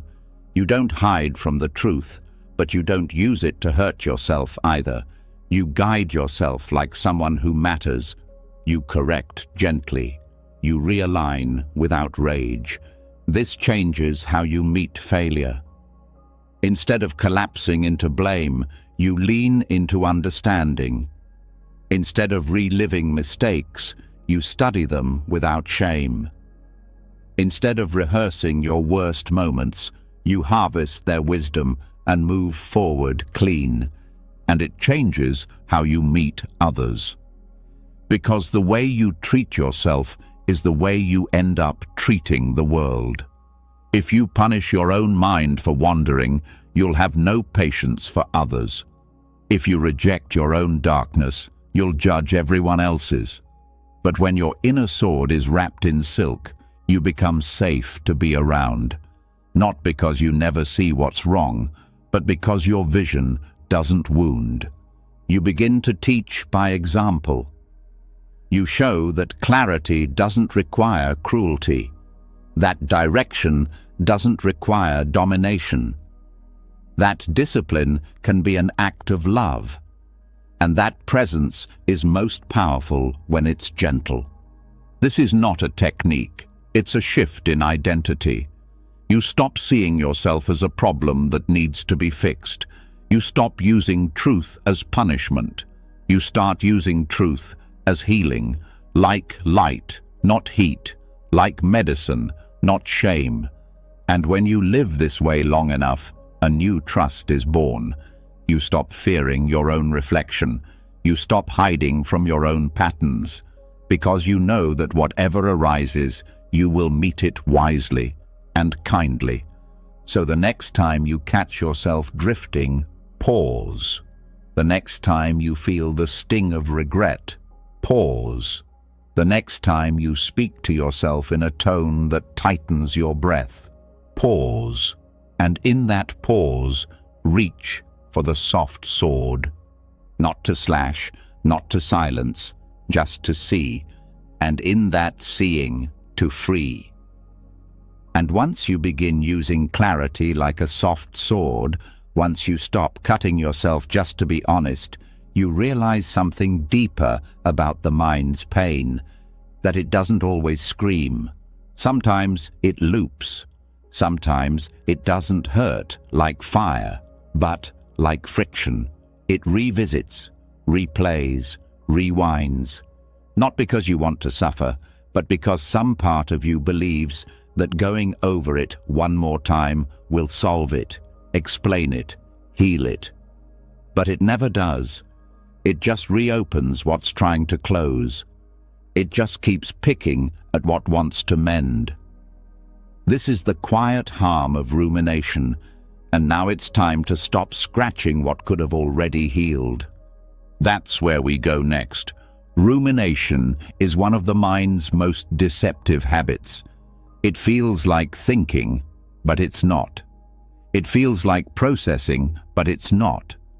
It feels like insight is just around the corner, but it never arrives. Instead, it traps you in the same phrases, the same questions, the same images, again and again. It's mental erosion. It's looping attention that eats away at your peace, not because you're doing it wrong, but because the mind is trying to fix a wound by staring at it. Buddhist psychology doesn't just treat this as a quirk. It treats it as a form of suffering. Not passive, but active. Not emotional, but behavioral. Rumination is not just a mood, it's an action. A repeated choice, often unconscious, to stay in contact with pain long after the pain has done its job. Like scratching a mosquito bite until it scars. Like returning to a bruise and pressing on it just to see if it still hurts. The mind ruminates because it believes it's doing something helpful. It wants resolution. It wants closure. It wants to rewind the moment or rehearse a better one. But none of that ever brings relief. Because the truth is, your pain doesn't need more attention. It needs space. And space only comes when you stop feeding the loop. Rumination is exhausting because it pretends to be productive. You think you're analyzing, understanding, learning. But really, you're just reinforcing. Every time you replay the fight, the loss, the mistake, the regret, you deepen the groove. You etch the pain into your memory like carving into stone. And the wound never closes because it's never left alone. Mindfulness is the first hand that gently moves yours away. Not with force, not with denial, but with presence. It says, "You've touched this enough." It says, "The lesson has already been seen." It says, "You don't need to bleed again just to remember you were cut." When you ruminate, your nervous system doesn't know it's just thought. It responds like it's real. The heart races, the breath shortens, the muscles brace. You live the same event twice, 10 times, 1,000 times. The pain becomes more about the revisiting than the event itself. And soon, you're no longer healing, you're hurting. Mindfulness interrupts this, not by solving the content, but by shifting the relationship. It helps you see the moment the loop begins. It shows you what it feels like to enter the spiral, the subtle tightness in your chest, the narrowing of vision, the phrase that starts it all. "I should have. Why did they? What if?" That's the moment, the entry point, and that's where you pause. You say, "This is ruminating." You name it, not as an identity, but as an action. You don't judge it. You don't shame yourself for returning, But you stop pretending it's in sight. You stop lying to yourself that this time will be different. You step back and you breathe. You redirect attention, not by distraction, but by anchoring.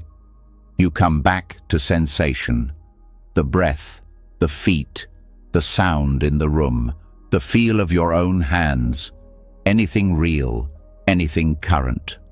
You don't fight the thoughts, you just stop feeding them, and when they return, which they will, you repeat, gently, patiently, without anger, because rumination is not an enemy, it's a habit, a learned response to discomfort, a mind that was never taught how to let things be unresolved. But now you can teach it. You can say, we don't need to go there again. You can say, we've been down that road. You can say, peace doesn't live in that memory. And slowly the loop loses power. The urge fades. The scab begins to dry. And this doesn't mean forgetting. It means no longer reliving. It means honoring the wound by letting it rest. Because healing isn't about replaying pain until it disappears.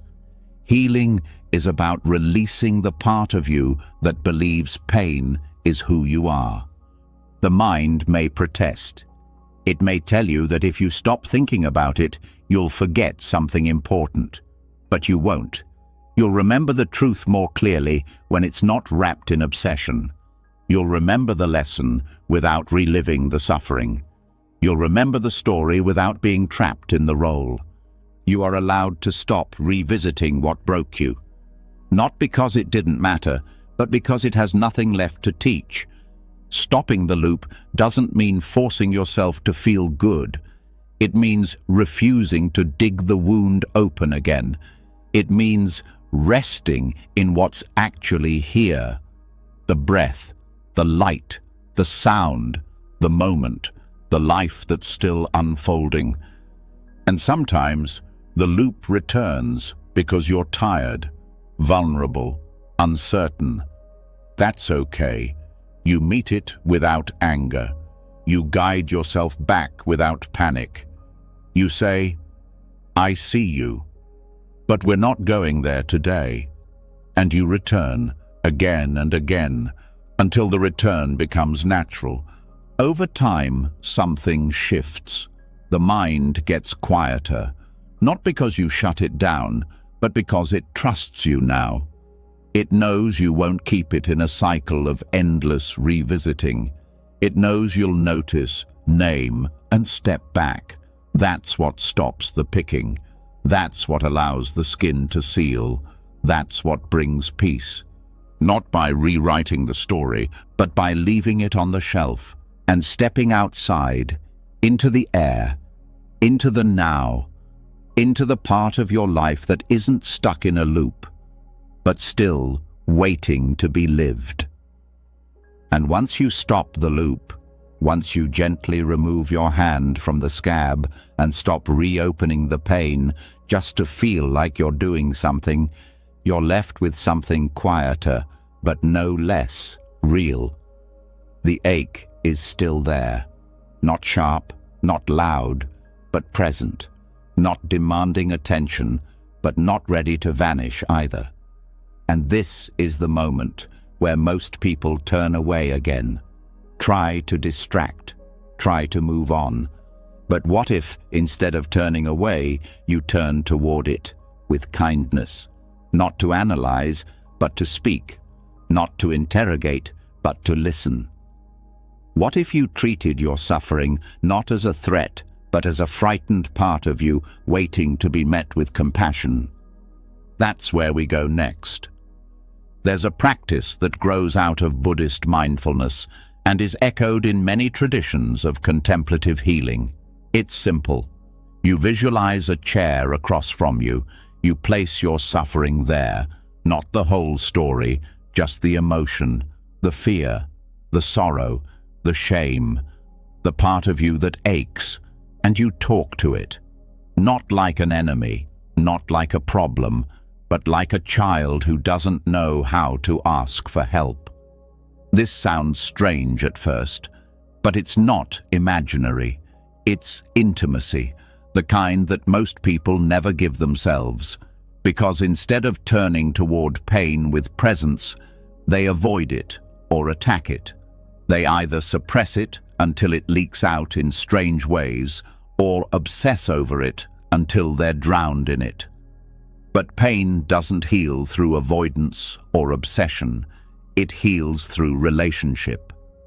The empty chair is a doorway to relationship. You sit quietly. You breathe. You sense the emotional knot inside you. You ask it to take a seat, not to be fixed, but to be heard. And then you speak, gently, slowly, like someone who is trying to understand.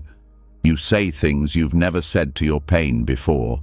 Things like, "I see you," or "I'm here now," or "You don't have to protect me anymore." This kind of speaking isn't performance. It's not about saying the right words. It's about offering what your suffering never got: a listening presence, a kind witness, a voice that doesn't flinch. You might ask your pain where it came from. You might ask it what it's afraid of. You might ask it what it needs. Not because you expect a clear answer, but because the act of asking builds trust. It signals that you're no longer trying to erase it. You're willing to be with it. And sometimes the pain answers, not in words, but in sensation, tightness, tears, memory. Sometimes all it needs is to be seen, to be welcomed, to be released from the prison of suppression.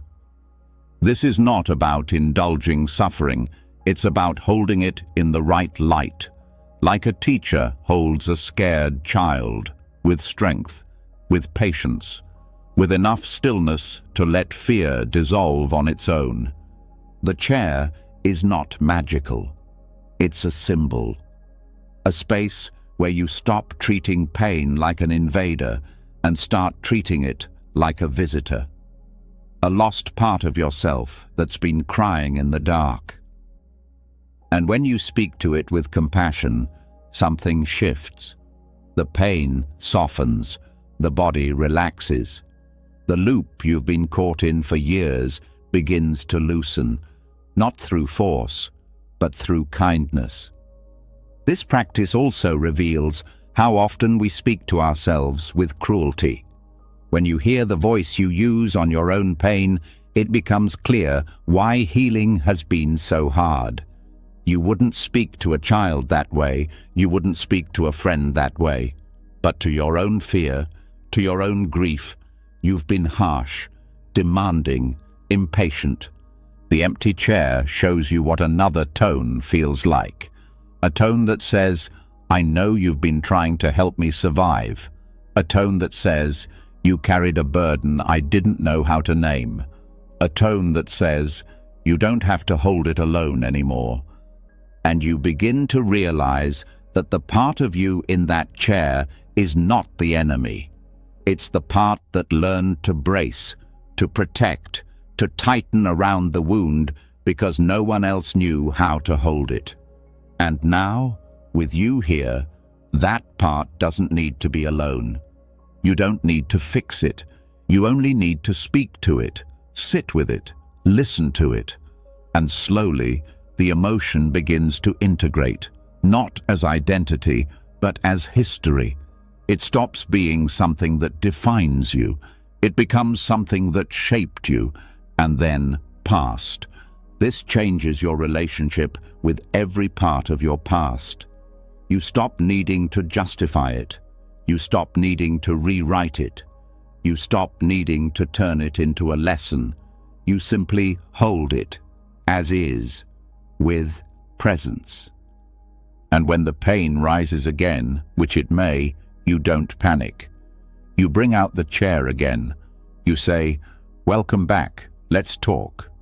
And just like that, the habit of fear becomes the practice of care. This is not easy work. It's tender, it's slow, It's sacred, but it's also incredibly powerful. Because once you know how to speak to your pain, you stop being afraid of it. Once you know how to meet your fear, you stop running from it. Once you know how to listen to your sadness, you stop drowning in it.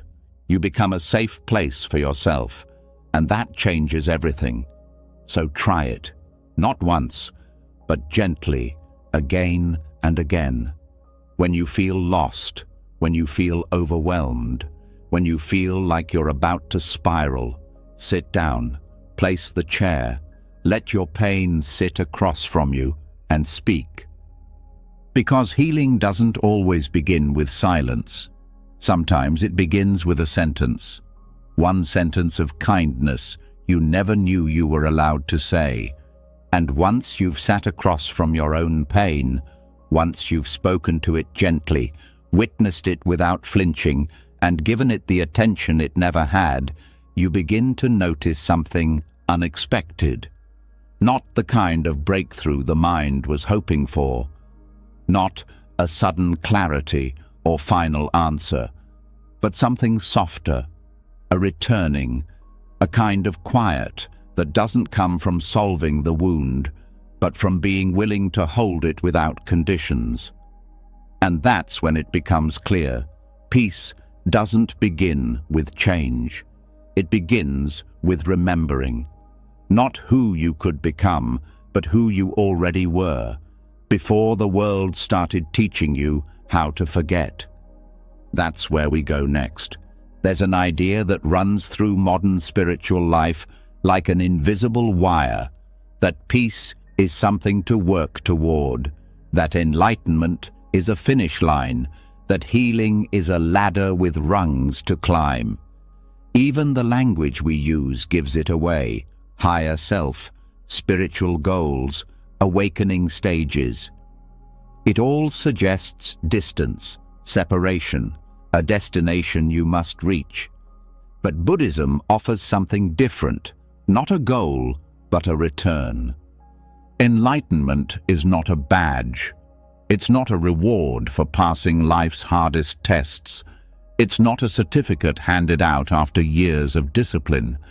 It's not something you unlock by perfecting your thoughts or mastering every emotion. It's simply this: the moment you stop running from yourself, the moment you stop believing that peace lives anywhere but here, that who you are now, beneath the layers, is already enough. The path is not about adding, it's about shedding, not becoming something greater, but remembering something quieter.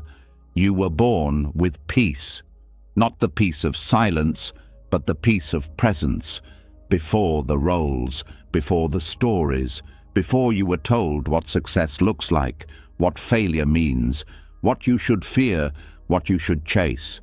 All of that was placed on top. None of it came from within.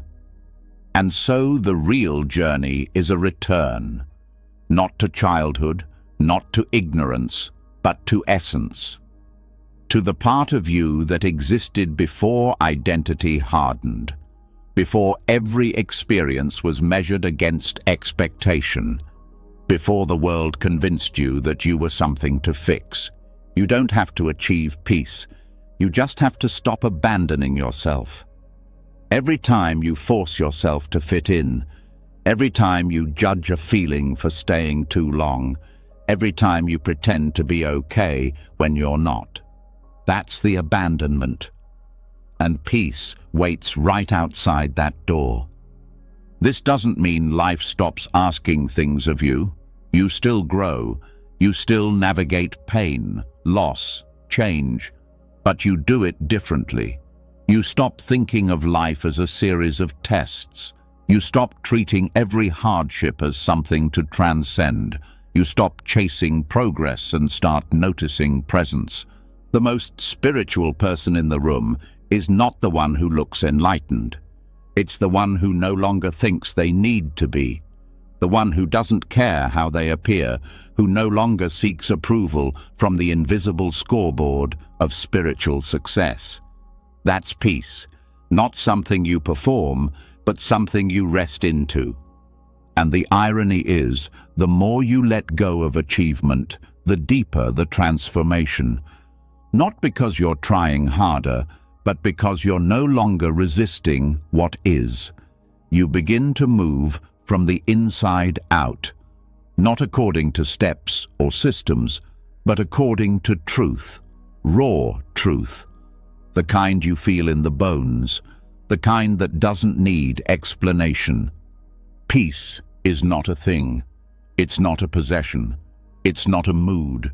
It's the recognition of home, not a place, but a space inside. A space where you no longer pretend, where you stop negotiating with your own heart, where you breathe without performance, where you sit without needing to become anyone else. So much of the suffering in practice comes from waiting to arrive. You keep thinking, once I'm more grounded, I'll relax. Once I'm fully healed, I'll finally rest.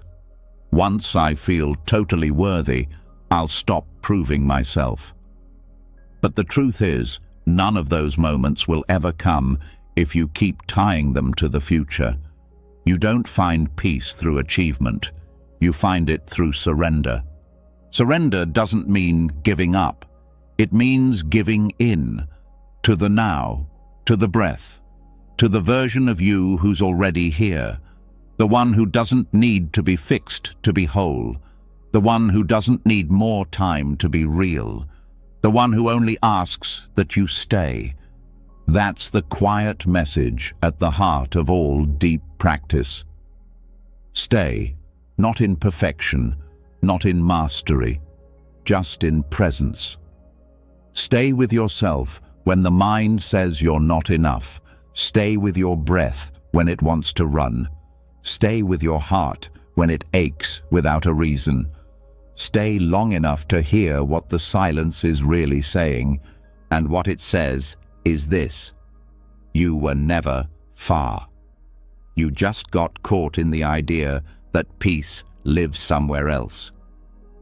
So you don't need to climb any higher. You don't need to unlock any secrets.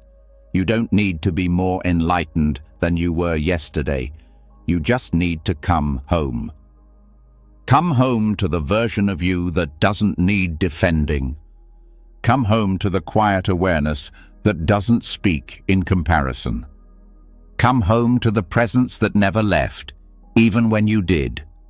Come home, not because it's an accomplishment, but because it's your nature. Like gravity, like stillness, like the breath you don't control but continues anyway. And when you do, when you really let yourself return, you'll notice something. You don't feel proud, you don't feel victorious, you just feel okay. Okay in a way that doesn't depend on anything. Okay in a way that doesn't need applause. Okay in a way that says, I am already enough. And that is the deepest peace of all. And once you remember that peace is not something you achieve, but something you come home to, you begin to see all the places where you've been taught to earn what you already are. You start to notice how much of your inner life has been built like a performance, and beneath the performance, there's often something colder, a courtroom, a place in the mind where you're always on trial. One moment the judge, the next the accused, constantly switching roles, always arguing, always justifying. And what's most exhausting of all is that the verdict never arrives, because peace doesn't come from winning the trial, it comes from leaving the courtroom altogether. That's where we go next. The human mind is endlessly skilled at turning experience into judgment. Every feeling is cross-examined. Every mistake is brought into evidence. Even rest becomes something to defend. There's a voice in the background, sometimes loud, sometimes subtle, asking, "Did I do enough? Was that the right choice? Why did I feel that? What will they think of me?" And behind every question is the same stage, an inner courtroom where you're both the prosecutor and the defendant. This inner theater is rarely noticed directly. It doesn't feel like performance. It feels like being responsible, like trying to improve. But underneath that language is a constant sense of unease. You're never fully innocent. You're always trying to prove that you're not as flawed, lazy, selfish, emotional, or weak as some part of you suspects you might be. And the cost of this trial is your peace. In Buddhist teachings, this pattern is closely tied to attachment, to identity, to being right, to controlling how you're seen. And it thrives in a mind without equanimity. Equanimity, or upekkha, is not indifference. It's not apathy.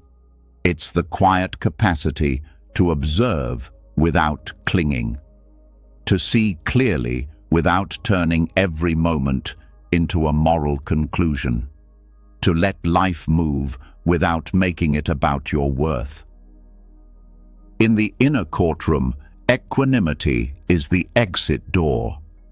Because the real issue isn't whether you're guilty or innocent.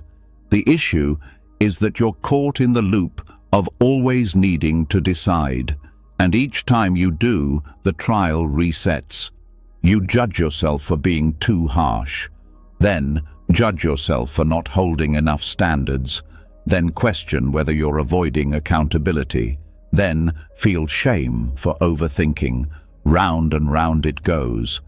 To step out, you begin by noticing the courtroom itself. You pause and name the setting. You realize that you're not just feeling bad, you're on trial. You're rehashing moments, assigning motives, defending behavior, imagining how others see you. And once you see the structure, you stop trying to win. You stop arguing. You stop preparing a defense. And this is the shift from judgment to witnessing. You stop making every emotion a case file. You let thoughts be thoughts, not evidence. You stop dragging yourself to the stand every time you feel vulnerable, messy, tired, or human. You realize that no one is asking for this trial except a part of your mind that's forgotten how to relax. Non-attachment begins with the recognition that thoughts are not laws. Feelings are not confessions. The past is not a crime scene. And the self does not need to be cleared of wrongdoing in order to be whole. There's deep fear in letting go of this process, because it's become your way of staying in control. But the truth is, there is no peace inside the courtroom. Even when you win the argument, the judge is still watching. The silence is never safe. There's always another mistake waiting to be reviewed, another moment to dissect, another feeling to cross-examine. You may try to silence the judge with affirmations, or soften the prosecution with explanations. But these are just new roles in the same play. The only true freedom is to walk out entirely, to no longer identify with either role, to say, "I am not the one who must prove. I am not the one who must decide." This is where equanimity becomes your path. You begin to treat your internal reactions as weather, not judgments, not truths, just experiences passing through. You don't deny discomfort, but you don't put it on trial either. You don't shame yourself for slipping. You don't perform virtue to earn rest. You just sit with what's here, letting it be ungraded, letting it breathe. And in that stillness, something returns, a kind of peace that doesn't come from being right, a kind of calm that doesn't depend on fixing what happened. You start to feel the softness underneath the noise, the part of you that was never trying to win, just trying to be. This is not about becoming passive, it's about becoming whole, because when you're no longer at war with yourself, you act from clarity, not guilt, from compassion, not fear. You still take responsibility, but not as a sentence, as a choice. You begin to guide yourself not with force, but with care. You reflect without weaponizing memory. You apologize without shame. You grow without turning every misstep into a trial. And most importantly, you rest. You stop looking over your shoulder, waiting for the next internal verdict. You stop bracing every time you make a choice. You start moving through life without dragging your own record behind you, because the record was never the truth. It was the courtroom script, and now you don't need the script anymore. So the next time you feel that courtroom rising, pause. Notice the setting. Step off the stand. Put down the gavel. Let go of both the defense and the prosecution and walk out, into the air, into the breath, into the moment that asks nothing of you but presence. This is how the trial ends, not with a declaration, but with your absence. You've just walked through the quiet corridors of the mind, through the stories that hurt, the silence that heals, the masks you no longer need, and the truths that were never far. You didn't chase peace tonight. You returned to it. No fixing, no performing, no more future self-project to exhaust you. Just a breath, just presence, just the quiet remembering that you were never broken, only buried beneath layers the world taught you to wear. Each lesson was a step out of the courtroom, out of the storm, out of the false mirror. You let the mud settle. You dropped the sword. You stopped picking the wound. You listened to your pain like a teacher.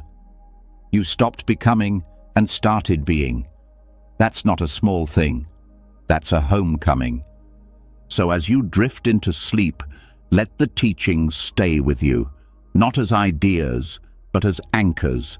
Let them melt into the background of your breath, your body, your being. There's nothing left to prove, nothing to earn, nothing to correct. You're here, you're whole, you're home. If these teachings brought you any comfort, clarity, or stillness tonight, leave a comment below and share what spoke to your heart. Your voice matters here. And if you want more videos like this, filled with deep insight and gentle guidance, don't forget to subscribe and tap the bell. Peace isn't a one-time arrival, it's a rhythm. Let's return to it together. Good night, and may your stillness echo into tomorrow.